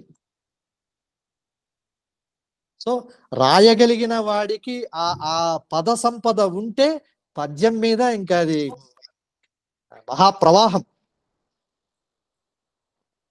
అంటే వ్యాకరణ సంప్రదాయాన్ని అనుసరించి ఉంటుందండి గద్యం అనేది. వ్యాకరణ సంప్రదాయాలకు అనుగుణంగా వ్యాకరణంతో కూడుకుని ఉంటుంది గద్యం అనేది. అయ్యా ఇంకెవరైనా వయసులో చిన్నవాడిని అని కనికరిస్తూ చిన్న చిన్న గులకరాళ్ళు వేయండి. సార్ ఇక్కడ వయసు కాదు, మీ మేధకి అనుసరించి వాళ్ళు రాళ్ళు వేయాలి, అంతేగాని మీ వయసు కాదు. ఏదో జీవితం మీద ఆశ ఉన్నవాడిని కాబట్టి చిన్న రాళ్ళు వేయమని అభ్యర్థన. మేధో సంపత్తి ఉన్నప్పుడు పెద్ద రాళ్ళు వేయచ్చు. కుమారావు గారిని మాట్లాడమందాం, ఏం చెబుతారో విందాం. సార్ పద్యముకి కవిత్వానికి తేడా ఏమి? కవిత్వంలో వచన కవిత్వం, గేయ కవిత్వం, ఫ్రీ వర్స్ అసలు అట్లా ఏమీ అవసరం లేకుండానే కవిత్వంగా రాసుకోవడం ఉంటుంది. అందులో కొంత ఒక మెరుపు ఎక్కడైనా వీలైతే ప్రాస పాటిస్తారు కానీ పద్యంలో పాటించినట్టుగా పంక్తి యతి ప్రాస విభజన గణ విభజన అది అవసరం లేదు కవిత్వంలో. కానీ శ్రీశ్రీ లాంటి వారు మాత్రం మనకు తెలిసి తెలియకుండానే సంస్కృతంలో ఉన్నవో తెలుగులో ఉన్నవో ఒక టెంప్లెట్ అంటారు, అంటే ఒక కనీసం దానికి ఏదో ఒక ఇది పెట్టుకుంటారు. అది పెట్టుకుని దాన్ని తెలుగులోకి విరిచేసుకుంటారు. పొలాలనన్ని హలాలదున్ని ఇలా తలంలో హేమం పిండగ జగానికంత అని మనము ఇందులో ఏమీ పెద్ద ఆయన పట్టించుకోలేదు, ఫ్రీ వర్స్ అని అనుకుంటున్నాం. కానీ జటాటవీ గలజ్జల ప్రవాహ పావిత స్థలే గలేవ మీరు అక్కడికి వెళ్ళి ఎక్కడో పట్టుకోండి, అక్కడ దొరికిపోతుంది.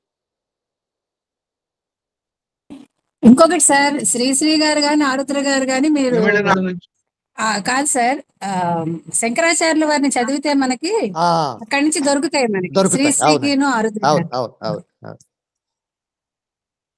సరే, ఇప్పుడు వంగూరి వారిని మాట్లాడమందాం. వంగూరి వారు మాట్లాడండి.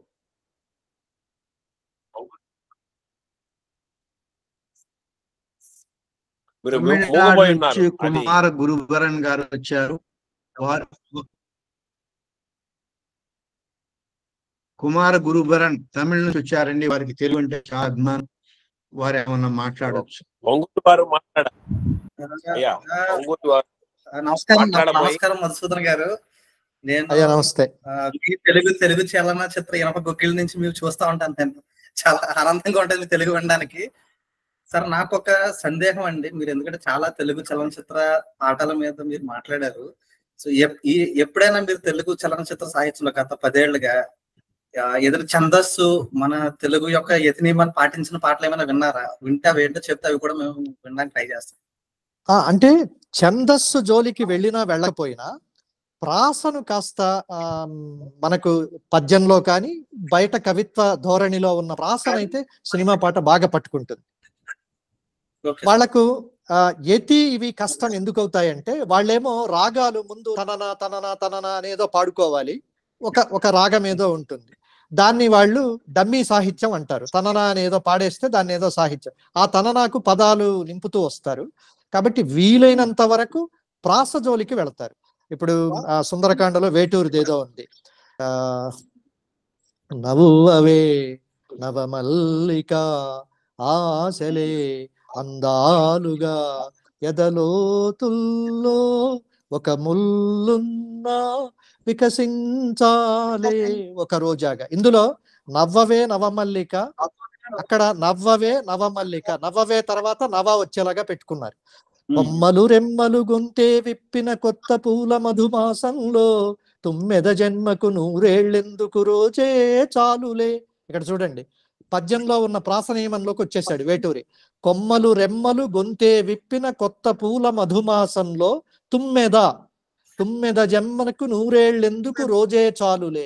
చింతపడే చిలిపి చిలక చీ చింతపడే చిలిపి చిలక చిత్రములే బ్రతుకు నడక మైనా క్షణమైనా పలికిందే భాష ఉన్న కలగన్న విడిపోదీ ఆశ మమతానురాగ స్వాగతాలు పాడ విధిరాత కన్నలేదు వింత పాట నవ్వవే నవమల్. ఇలా మీరు ప్రాస మాత్రం ఖచ్చితంగా పట్టుకుంటాడు కవి. ఎవరు? కొంత ప్రాచీన సంప్రదాయ సాహిత్య స్పర్శ ఉన్నవాళ్ళు సిరివెన్నెల దాకా. మిగతా వాళ్ళకు ఉందా లేదా అంటే అది నాకు తెలియదు. అది వచనంలో బాగా వెళ్ళిపోయి ఆ రాగంలోకి ఏవో కొన్ని పదాలు పెడితే ఒక్కొక్కసారి కొన్ని బాగా ఉంటాయి, కొన్ని రాకపోవచ్చు. కానీ వేటూరి సిరివెన్నెల వాళ్ళను మీరు గమనిస్తే మాత్రం ఖచ్చితంగా ప్రాస నియమము, ఆ శబ్దం ఒకదాని తర్వాత అదే అక్షరం మళ్ళీ వస్తే ఆ శబ్దాలంకారంలో ఉన్న అందం దొరుకుతుందని పట్టుకుంటారు వాళ్ళు. అనంత శ్రీరామ్, చంద్రబోస్ దాంట్లో కూడా బాగా ఉంటుంది సార్. ఉంటాయండి. అవును అవును అవును. చంద్రబోస్ దాంట్లో చాలా తప్పకుండా ఉంటుంది. అవును. నమస్కారం సార్. సార్ నా ఇంకొక పేరు 6 వరుసలో ఉన్నారండి. కుమార గురుబరన్ నేను గారు మాట్లాడారు. ఇక్కడ చెయ్యెత్తకుండా మాట్లాడొద్దు, ఇక్కడ చెయ్యెత్తాలి. కుమార్ గురుబరన్ గారు. నమస్కారం మధుసూదన్ గారు. నమస్తే. నేను ఇక్కడ తమిళనాడులో నివసిస్తున్నాం మేము. అంటే చాలా తరాలుగా ఇక్కడే నివసిస్తూ ఉంటాము.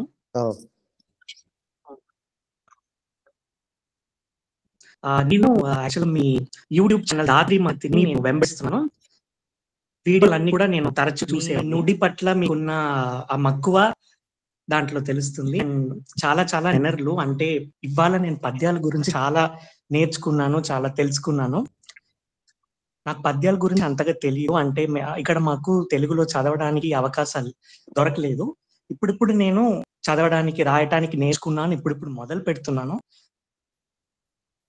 సో చాలా నెనండి. అంటే పద్యాల గురించి మీరు నేర్పినందుకు చాలా ధన్యవాదాలు.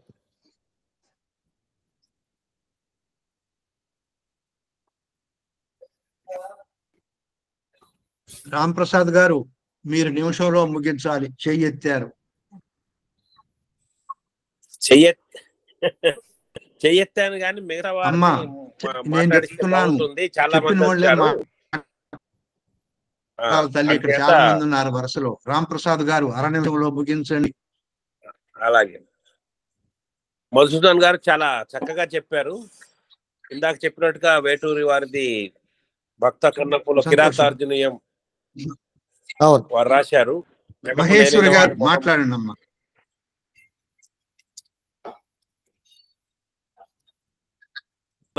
సినీ జగత్తులో కూడా.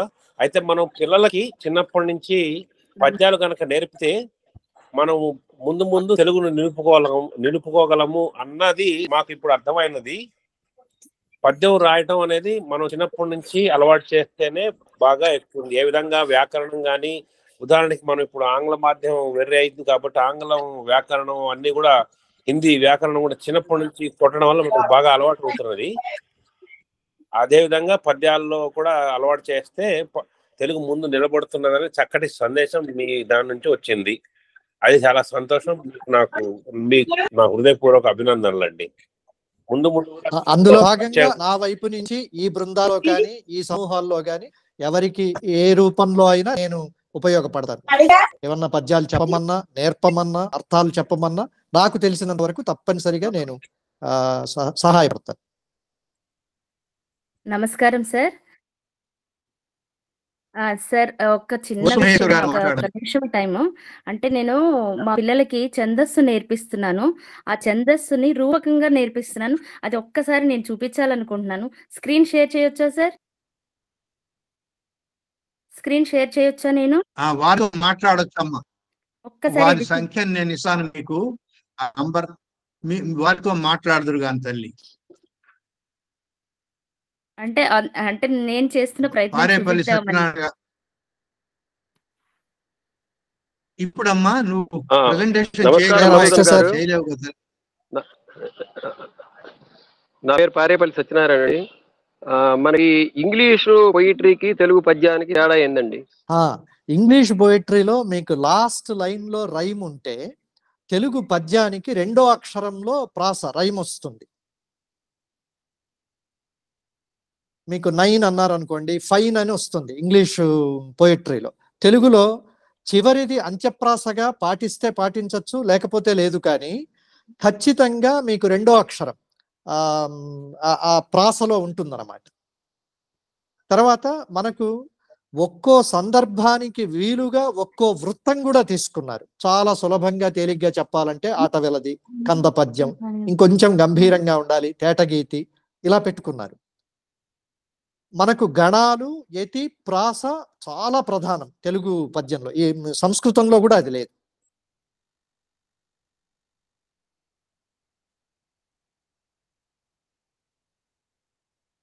సంతోషమని చంద్రగిరి వెంకటేశ్వర్లు గారు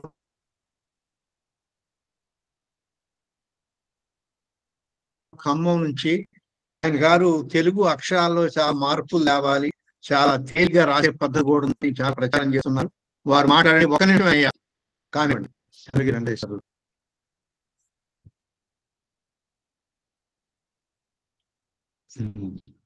సరే, ఎవరైనా మాట్లాడండి.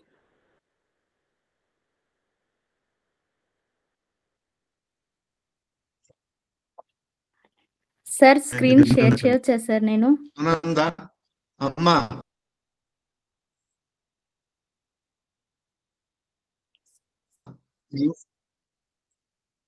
వద్దమ్మా, అది వారితో మాట్లాడదు కానీ తల్లి. నువ్వు ఏం చేసి చెప్పాలంటే మాకు వారితో నేను మాట్లాడే ఏర్పాటు చేస్తానమ్మా. ఒకళ్ళు నువ్వే ఒక విషయం మీద ఎక్కువ వివరణ ఇవ్వదలుచుకుంటే ఒకసారి మొత్తంగా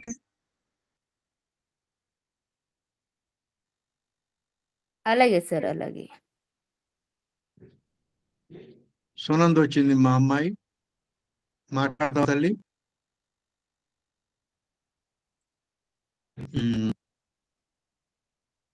ఉదయశ్రీ గారు, వాచస్పతి గారు వచ్చారు. అసలు తెలుగుకి పునాది కడుతున్నారు ఆయన గారు. వారు మాట్లాడొద్దు ఇప్పుడు, వారు మాట్లాడితే చాలా విషయాలు ఉన్నాయిగా మాట్లాడే చాలా మంది.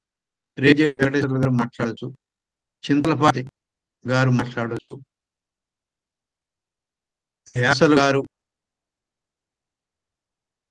మైసూరు నుంచి దూరం నుంచి ఒక రాయండి వెంకటేశ్వర్లు గారు. సార్ నమస్తే.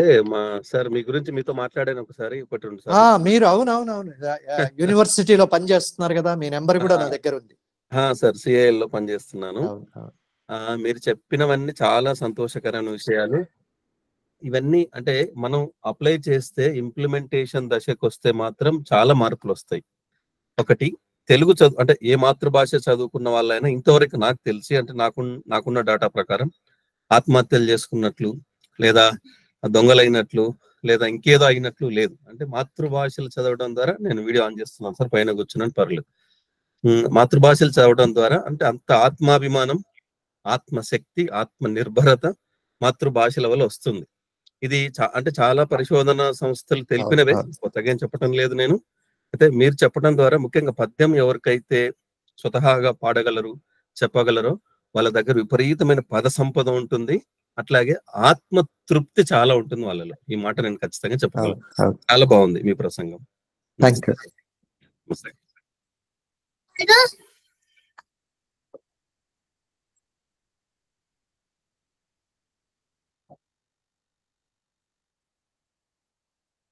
తెలుగులో మాట్లాడాలి. మన ఇక్కడ ఉన్న వాళ్ళందరికీ ఒక విన్నపం, మనం ఉద్యమం కోసం వచ్చాం.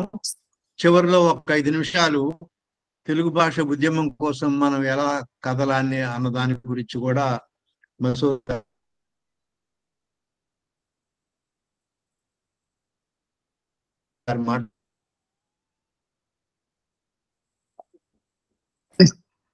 నుంచి మా ఫోన్ సంఖ్యను తెలుగులోనే చెప్తామని గుర్తించండి అని అడగండి.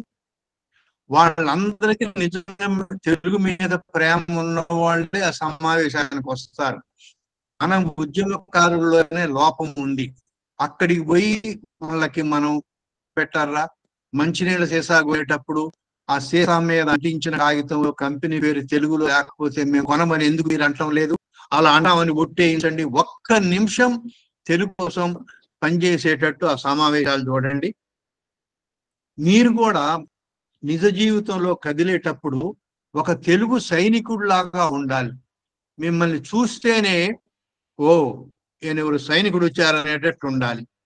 మీకు ఒక చేపలకి పిలుపు వచ్చింది, ఒక ఫోన్ కాల్ వచ్చింది, వాడు ఇంగ్లీష్ లో మాట్లాడుతున్నాడు, అదే తెలుగు రాకపోతే నేను మాట్లాడను అని పెట్టేయండి.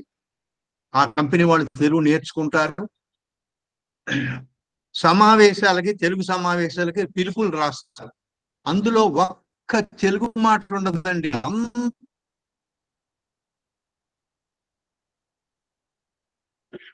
అంతా పరాయి మాటలే ఉంటాయి. అందరూ ఆహ్వానితులే, అందరికీ స్వాగతిస్తున్నా ఉంటారు. అందరు అన్నమాటకి సంస్కృతంలో మాట లేదు కాబట్టి దాన్ని వాడతారు. సర్వం అంటే మట్టి, నేల, ఆకాశం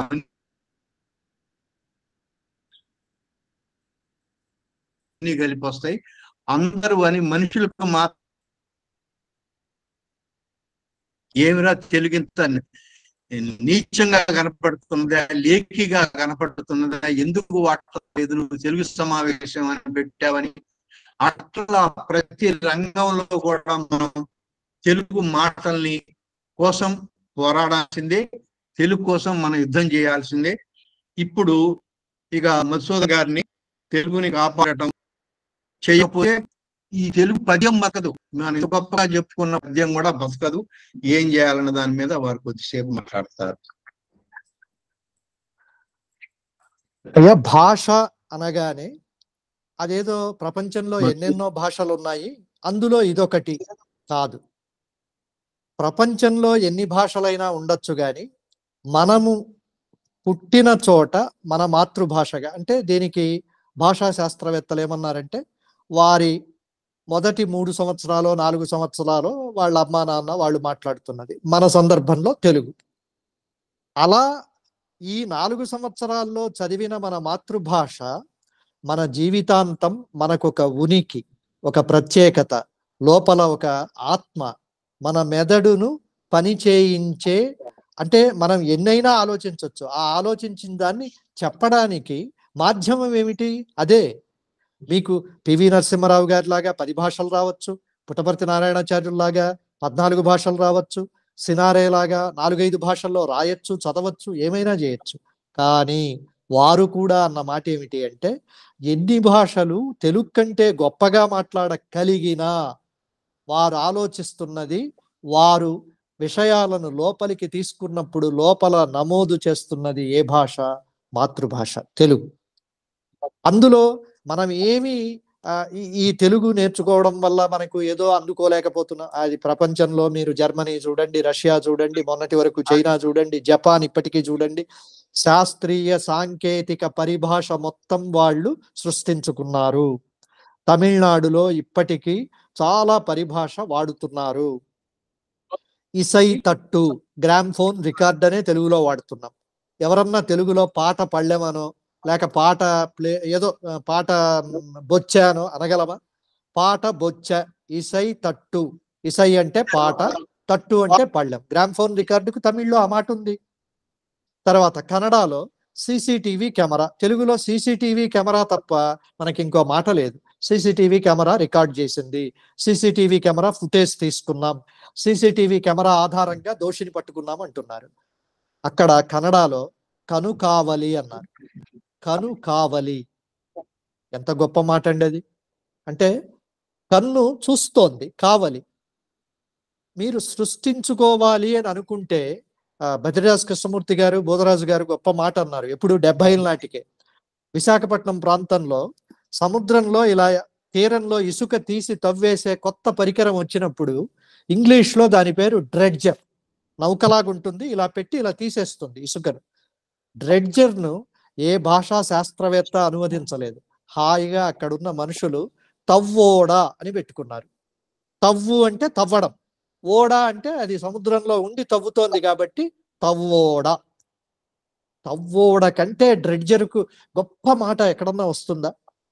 మీరు తెలంగాణలోనో రాయలసీమలోనో ఎక్కడన్నా పల్లెలకు వెళితే వేరుకు మాత్రమే వేసే పిండి మందు ఉంటుంది, పైన మొక్కకు చల్లేది వేరు, వేరుకు వేసేది వేరు.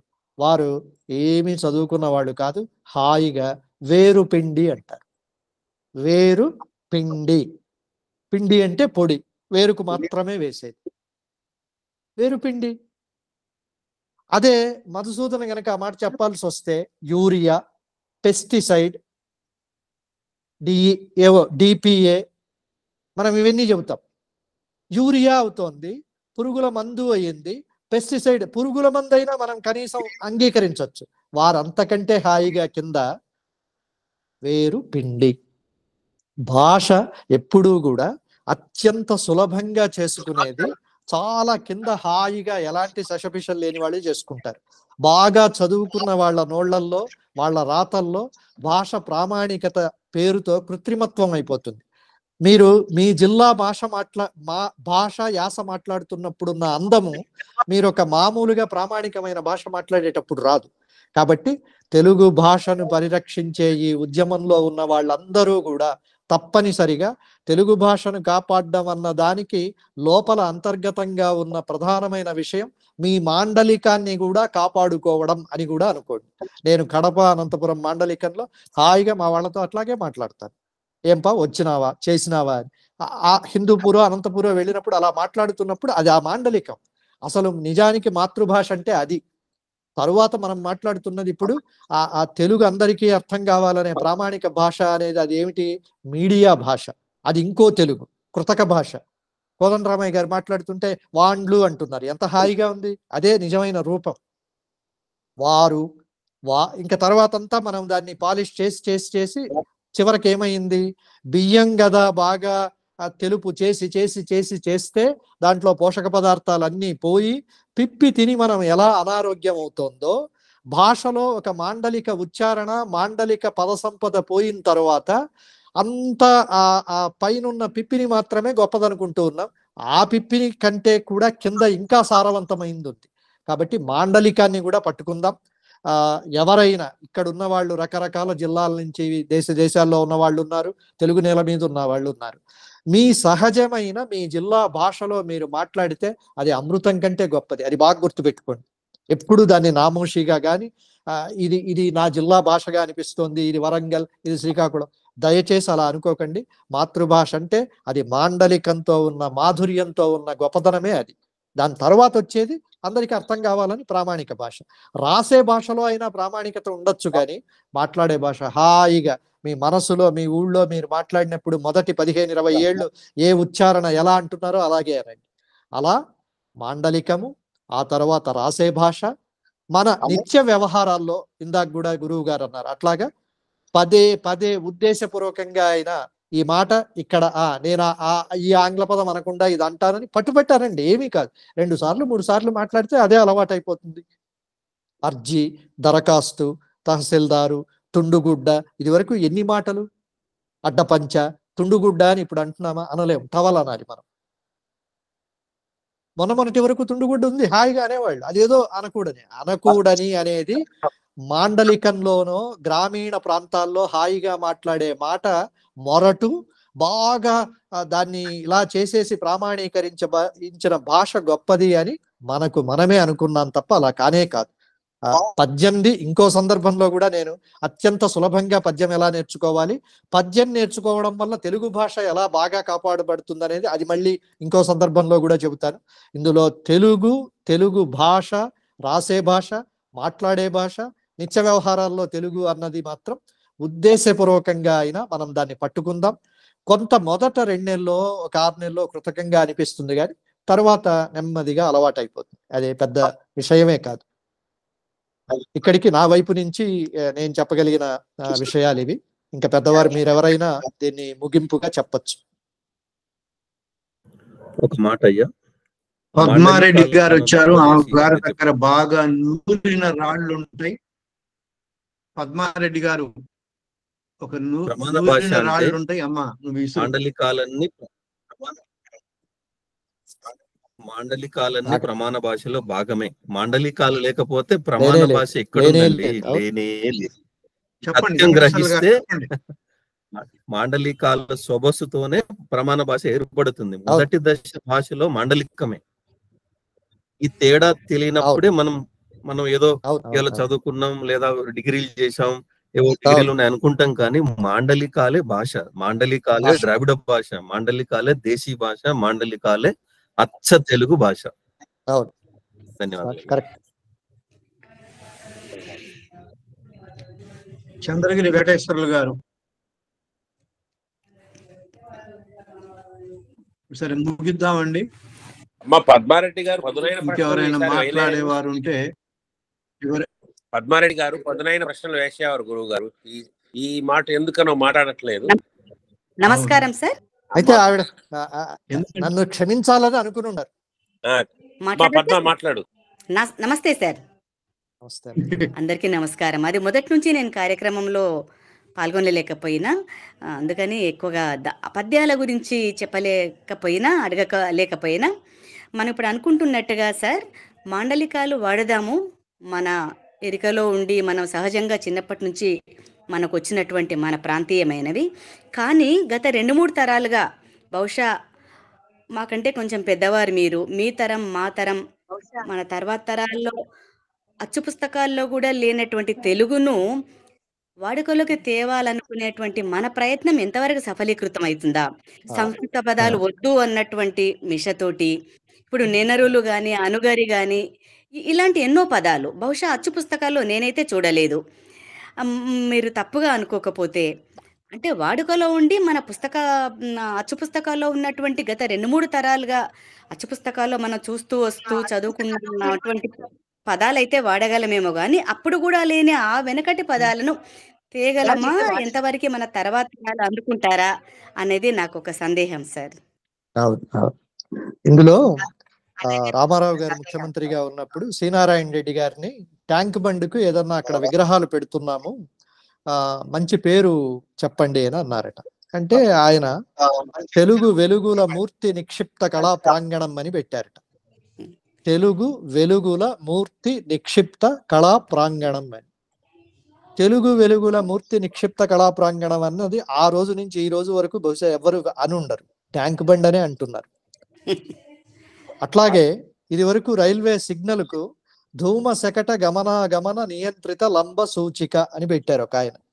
ధూమశకట పొగబండి, గమన ఆగమన వస్తూ పోతూ, నియంత్రిత వాటిని నియంత్రించే, లంబ నిలువుగా ఉన్న సూచిక రైల్వే సిగ్నల్ మనం వాడుతున్నాము.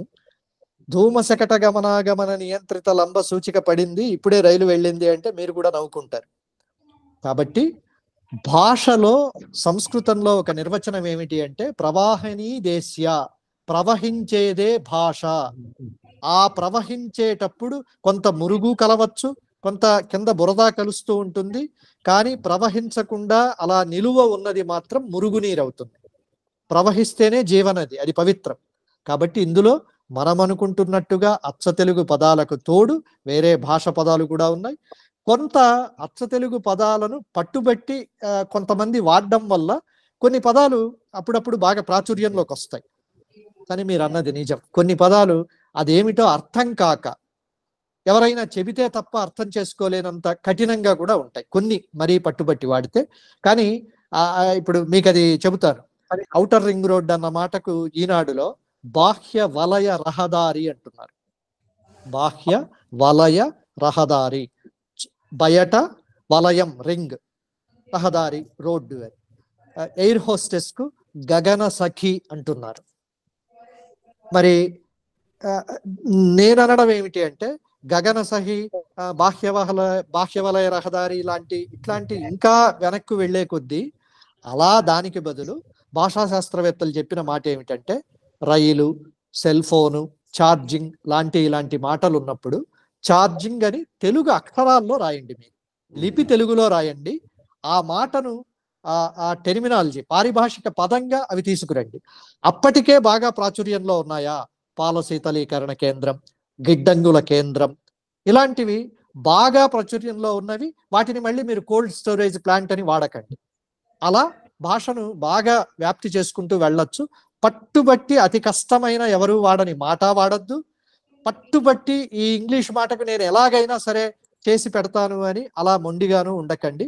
కొంచెం అక్కడ ఆ పట్టు విడుపులు ఉండాలి అన్నారు. అప్పుడే పట్టుబళ్ళు పలుకుబళ్ళు అందంగా ఉంటాయి. సుధారాణి గారు ముందు వారికి ధన్యవాదాలు చెబుతారు, తర్వాత కావాలంటే మాట్లాడుకుందాం. సుధారాణి గారు తెలుగు కూటమి వ్యవస్థ వారు అన్నారు. అమ్మా, ఈ మాట్లాడిన వారికి నెలలు చెప్పాలి. సరే సార్. సభా సరస్వతికి నమస్కారాలు. అంతర్జాలం ద్వారా వీక్షిస్తున్న వీక్షకులందరికీ కూడా వందనాలు. తెలుగు సంఘాల ఉమ్మడి వేదిక సమర్పిస్తున్నటువంటి ఈ రచ్చబండ కార్యక్రమానికి విచ్చేసినటువంటి ముఖ్య అతిథి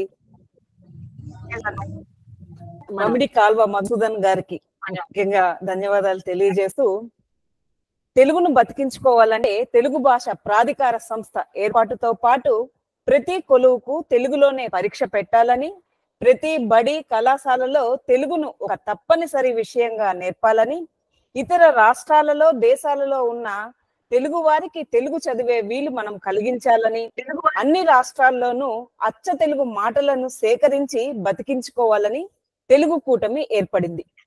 ప్రతి 2-4 శనివారాల్లో జరిగే రచ్చబండ కార్యక్రమంలో పాల్గొనండి, మీ తెలుగు అభిమానాన్ని చాటుకోండి. ఈనాటి ఈ కార్యక్రమంలో విచ్చేసినటువంటి మధుసూదన్ గారి గురించి డాక్టర్ వడ్లమాని దుర్గ గారు సభకు పరిచయం చేశారు. వారికి మనందరి తరపున ధన్యవాదాలు తెలియజేస్తూ, వృత్తిరీత్యా వ్యాపారవేత్తగా రాణిస్తున్న ప్రవృత్తి రీత్యా తెలుగు సాహిత్యంపై మక్కువతో మరి పద్యమే ఆయనకు ప్రాణం, పద్యమే ఆయన శ్వాస, ఆయన ధ్యాస అని ప్రత్యక్షంగా మనము ఈనాడు వీక్షించాం. పద్యము వార్తలా చదివితే అందం ఉండదు. మన మధుసూదన్ గారి లాగా పద్యంగా ఆలపిస్తేనే దాని అందం. తెలుగు పద్యం గురించి ప్రస్తావిస్తూ గుర్రం జాషువా గారు పద్యం గొప్పదనాన్ని ఏ విధంగా పేర్కొన్నారో ఉదాహరణలు చెప్పారు. పద్యం వలన ఉపయోగాలు ప్రస్తావిస్తూ ఊపిరితిత్తులకు మంచిదని, మెదడులో నరాల్లోని రక్త ప్రసరణకు ఇది చాలా మంచిదని తెలియజేశారు. అదే విధంగా పద్య నిర్వచనాన్ని, పాదాలు కలది పద్యం, తెలుగు పద్యం ఎతి ప్రాసల కలబోతే అని, అది అమృత మంత్రంలా ఉంటుందని ఈనాడు మనం ప్రత్యక్షంగా ఆయన నోటి ద్వారా ఉదాహరణలతో విన్నాం. 1200 సంవత్సరాల క్రిందట పుట్టిన పద్యం పరివ్యాప్తి చెంది ఈనాడు పరిపుష్టిని పొంది పరివ్యాప్తి చెందిందంటే దాని గొప్పదనం మనకు తెలుస్తుంది. చిన్నతనంలో నేర్చుకున్న పద్యం మనకు జీవితాంతం గుర్తుండిపోతుంది. అసలు తెలుగు పద్యాన్ని మనం ఎందుకు కాపాడుకోవాలి అని అంటే, వచనం అనేది మనము చదువుతాం కానీ దాన్ని అదే విధంగా అప్పజెప్పలేము. కానీ పద్యాన్ని అలాగే అప్పజెప్పగలిగేటువంటి శక్తిని మనకిస్తుంది. ఇందులో పద సంపద విపరీతంగా ఉంటుంది. చాటు పద్యం చెప్పడం మూలంగా హృదయంలో ముక్కుపడిపోతుంది. పద్యం చదివితే ప్రాణాయామం చేసినట్లే అని తెలియజేశారు. పెద్ద పుస్తకంలో సారాన్ని చిన్న పద్యం ద్వారా వ్యక్తం చేయవచ్చని తెలియజేశారు. పద్యంలో సమాసాలు, పలుకుబడులు, తెలుగు నుడికారాలు, శబ్దం, సయ్య, తూగు ఉంటాయని తెలియజేశారు. పద్యానికి ముందు గద్యం నేర్పేవారు. అయితే పద్యం అలాగే గుర్తుండిపోతుంది మన మనసుల్లో. కాల ప్రవాహంలో అనేక ఛందస్సులలో మహాకవుల పద్యాలను సోదాహరణలతో మనకు వివరించారు. పోతన పద్యం పోత పోసిన తెలుగు అని విశ్వనాథ్ అన్నారని, చేతులతో వంట చేసింది సరస్వతి అని జాషువా గారు పోతనని మెచ్చుకున్నారని తెలియజేశారు. ఈయన ముఖ్యంగా పద్యాన్ని ఏ విధంగా చదవాలి అని చెప్పారు. పద్యం పాడకపోయినా పర్వాలేదు, కానీ అక్షర దోషం లేకుండా స్పష్టంగా మన మధుసూదన్ గారిలాగా చెప్పగలగాలి. పద్యంలో కేవలం సంస్కృత భాష పదాలే కాదు, అందులో అచ్చ తెలుగు పదాలు కూడా పద్యంలో పొదిగి ఉంటాయని అందుకు ఉదాహరణ నీతి శతకాలను తెలియజేశారు. ముఖ్యంగా చిన్నపిల్లల మనస్తత్వం చాలా సున్నితంగా ఉంటుంది. వారు చిన్నప్పుడు ఏవైతే నేర్చుకుంటారో అవి అలాగే వారి మనసుల్లో నిలిచిపోతాయి. ఆ భావాలు వారికి అప్పుడు స్ఫురించకపోవచ్చు, కానీ వారు ఎదిగిన కొద్దీ తర్వాత దానిలోని భావాలు వారికి అర్థమవుతాయి. వారి జీవన గమనానికి అవి ఉపయోగపడతాయి. పద్యం వలన భాష, భావనతో పాటు ఉచ్చారణ అనేది స్పష్టంగా వస్తుందని తెలియజేశారు. ఇన్ని ఉపయోగాలు ఉన్నటువంటి ఈ పద్యాన్ని 10వ తరగతి అటు తర్వాత ఇంటరు, డిగ్రీ తర్వాత చదివి, అంటే మార్కుల కోసం చదివి తర్వాత పద్యాన్ని అంటరానిదిగా పక్కకు పడేస్తున్నారు. అర్థం పర్థం లేని చలనచిత్ర గీతాలు 100ల సార్లు వింటున్నారు, కానీ పద్యంపై నేటి అంత ఆసక్తి చూపడం లేదని తమ ఆవేదనను వ్యక్తం చేస్తున్నారు.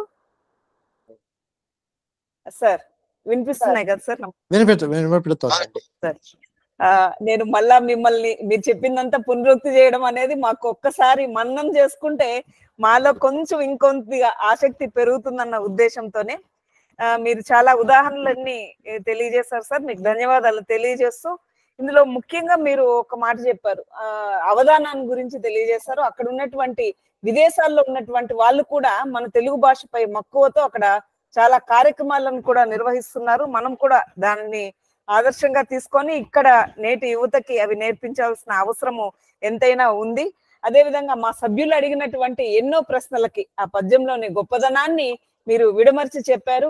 మీకు ఇంకొక చిన్న విన్నపం మా సభ్యుల తరపున, అంటే పద్యాలు అనేవి కేవలము ఏ కవో రాసిన పద్యాలను మాత్రమే తీసుకొని మనము దాన్ని కంఠస్థం చేయడమే కాకుండా విద్యార్థుల్లో పద్యాన్ని రాసేటువంటి పద్య రచన ఆసక్తిని కలిగించాలి. మీలాంటి పెద్దలు వాటికి ఒక శిక్షణ తరగతుల్ని వర్క్షాప్ ఉంటారు కదా, అటువంటివి నిర్వహిస్తే ఆ ఛందస్సు ఏ విధంగా ఉండాలి, ఆ లయ అనేది ఏ విధంగా ఉంది, ప్రాస యతి నియమాలు పిల్లలకి తెలుస్తాయి.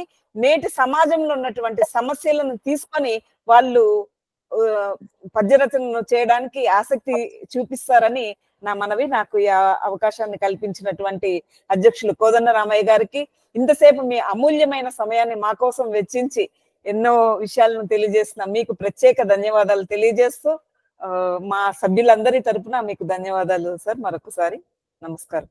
ధన్యవాదాలు తల్లి. సుధారాణి గారికి నెనరుడు.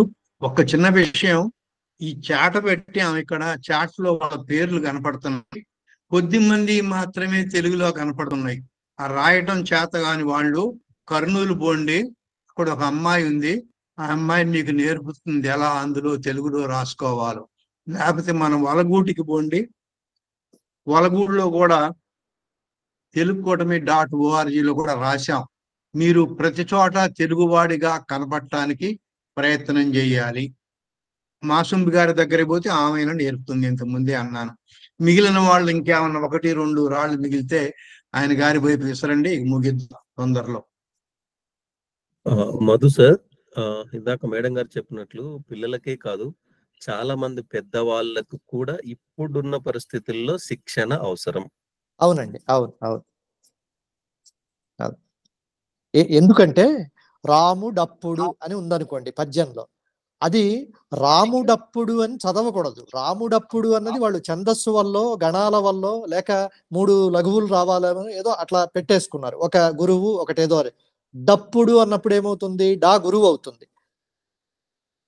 కానీ పద్యం చదివేటప్పుడు రాముడు అప్పుడు, అప్పుడు అని, అట్లాగే నకారం కలిసిపోతుంది. నీకున్ వచ్చిన, నీకున్ వచ్చిన అని ఉంటుంది. నీకున్ ఆపచ్చు మనం. ఈ చిన్న చిన్న చిట్కాలు తెలిస్తే అసలు పద్యం కాస్త విభజించుకోగానే ఓహో ఇదా దీని అర్థం అని మనకే తెలిసిపోతుంది. అవుతుంది.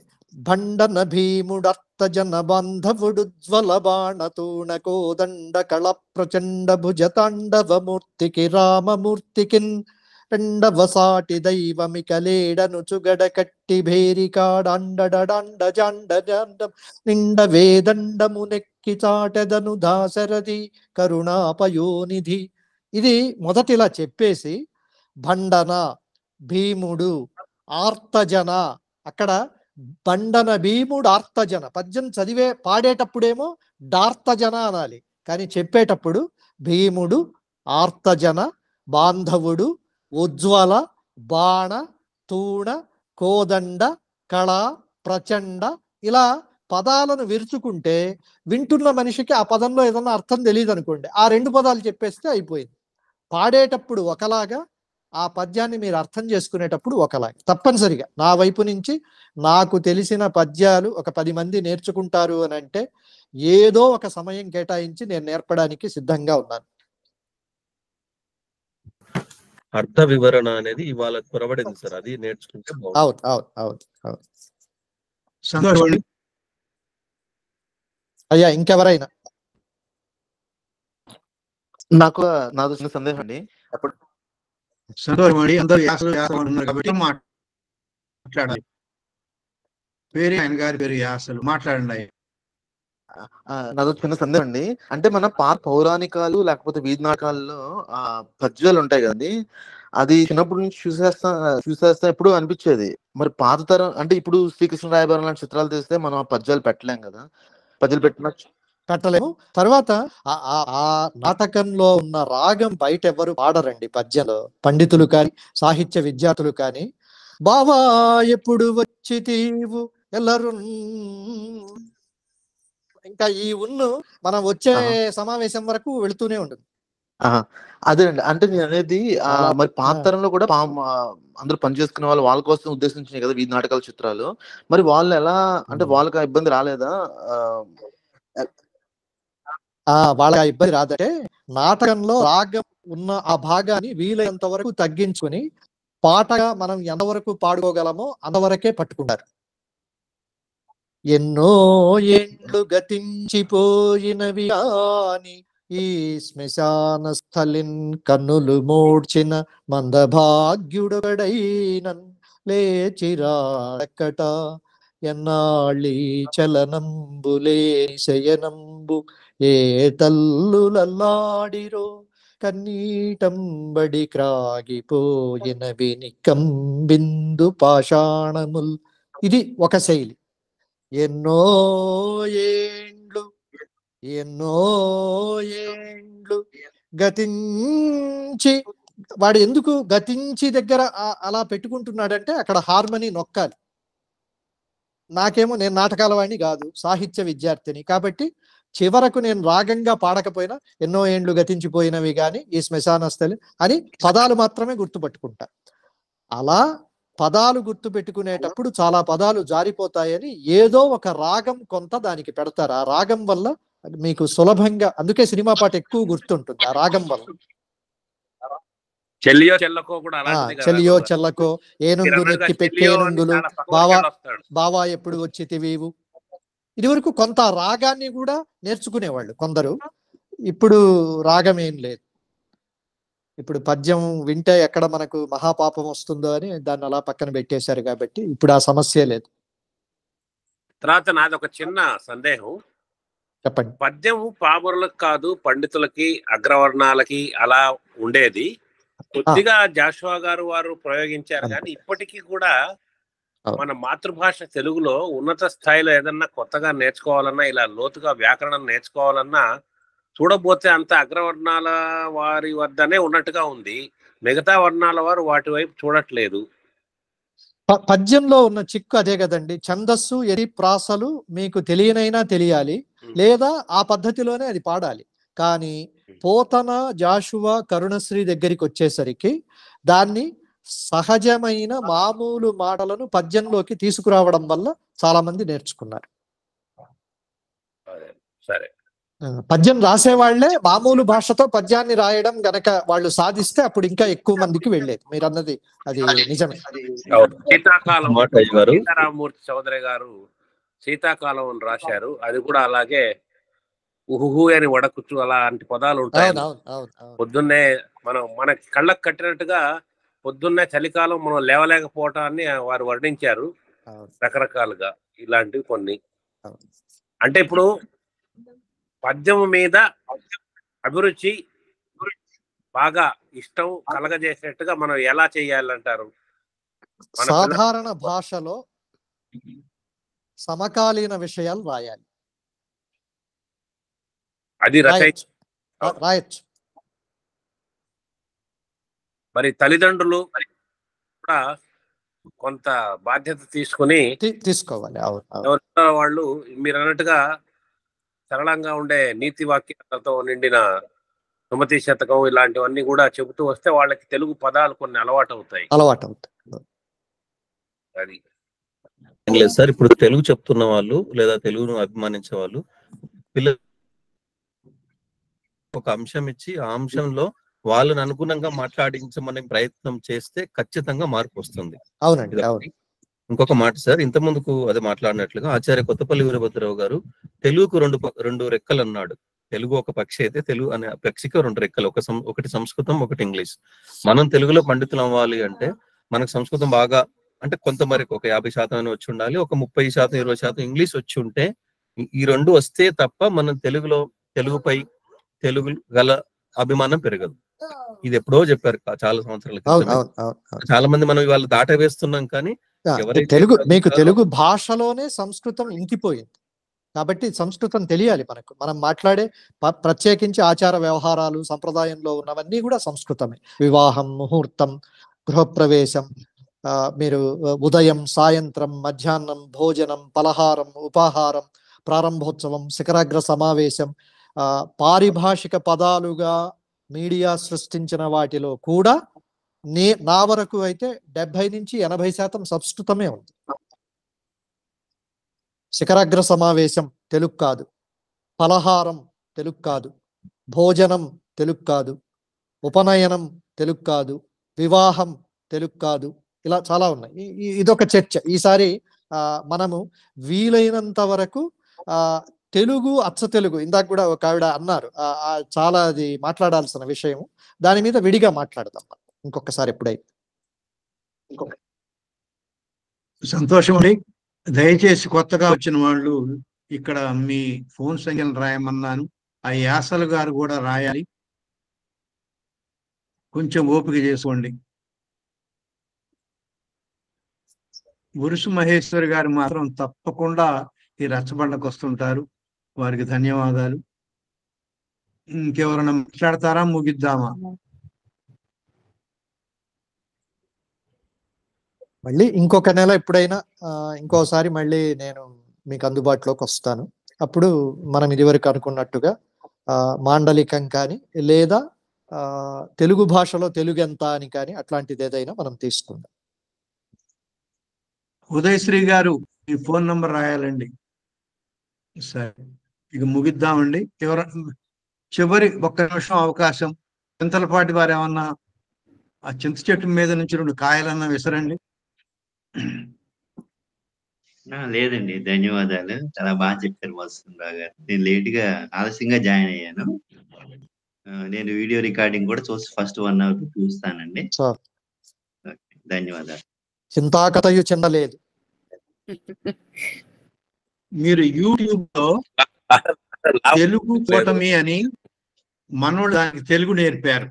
తెలుగు కొంచెం సంధించి కూటమిని కొడితే మన పాత వీడియోలన్నీ ఒక 100 వీడియోల దాకా కనపడతాయండి.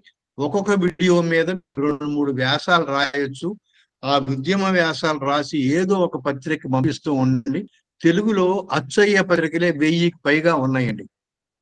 ప్రతి చోట కూడా ఉద్యమ నినాదం వినపడాలి. మీరు నాకు పంపించినా కానీ నేను పత్రికలతో మాట్లాడి అవి ప్రచురించేటట్లు చేయగలను. ఇంతటితో ఈ కార్యక్రమం ముగిసింది. ఇప్పుడు ఇందులో ఈ మా బృందంలో ఎవరైనా ఈ కార్యక్రమాన్ని ఒక వార్తగా రాసి నాకు పంపగలిగిన వాళ్ళు ఎవరైనా ఉన్నారండి?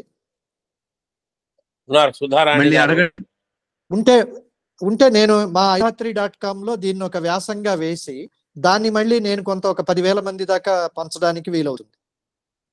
పంచుతాం. సరేనండి. సభా సరస్వతికి నమస్కారం అని తరచుగానే సరస్వతి గారే ఈ పనికి పూనుకోవాలి. సుధా గారు వారు బాగా కూర్పు ఎంతో చక్కగా చేశారు. ఇప్పుడే విన్నాము. ఆవిడ పేరుతో వ్యాసం ప్రచురిద్దాం. సుధారస ఝరీ ధరా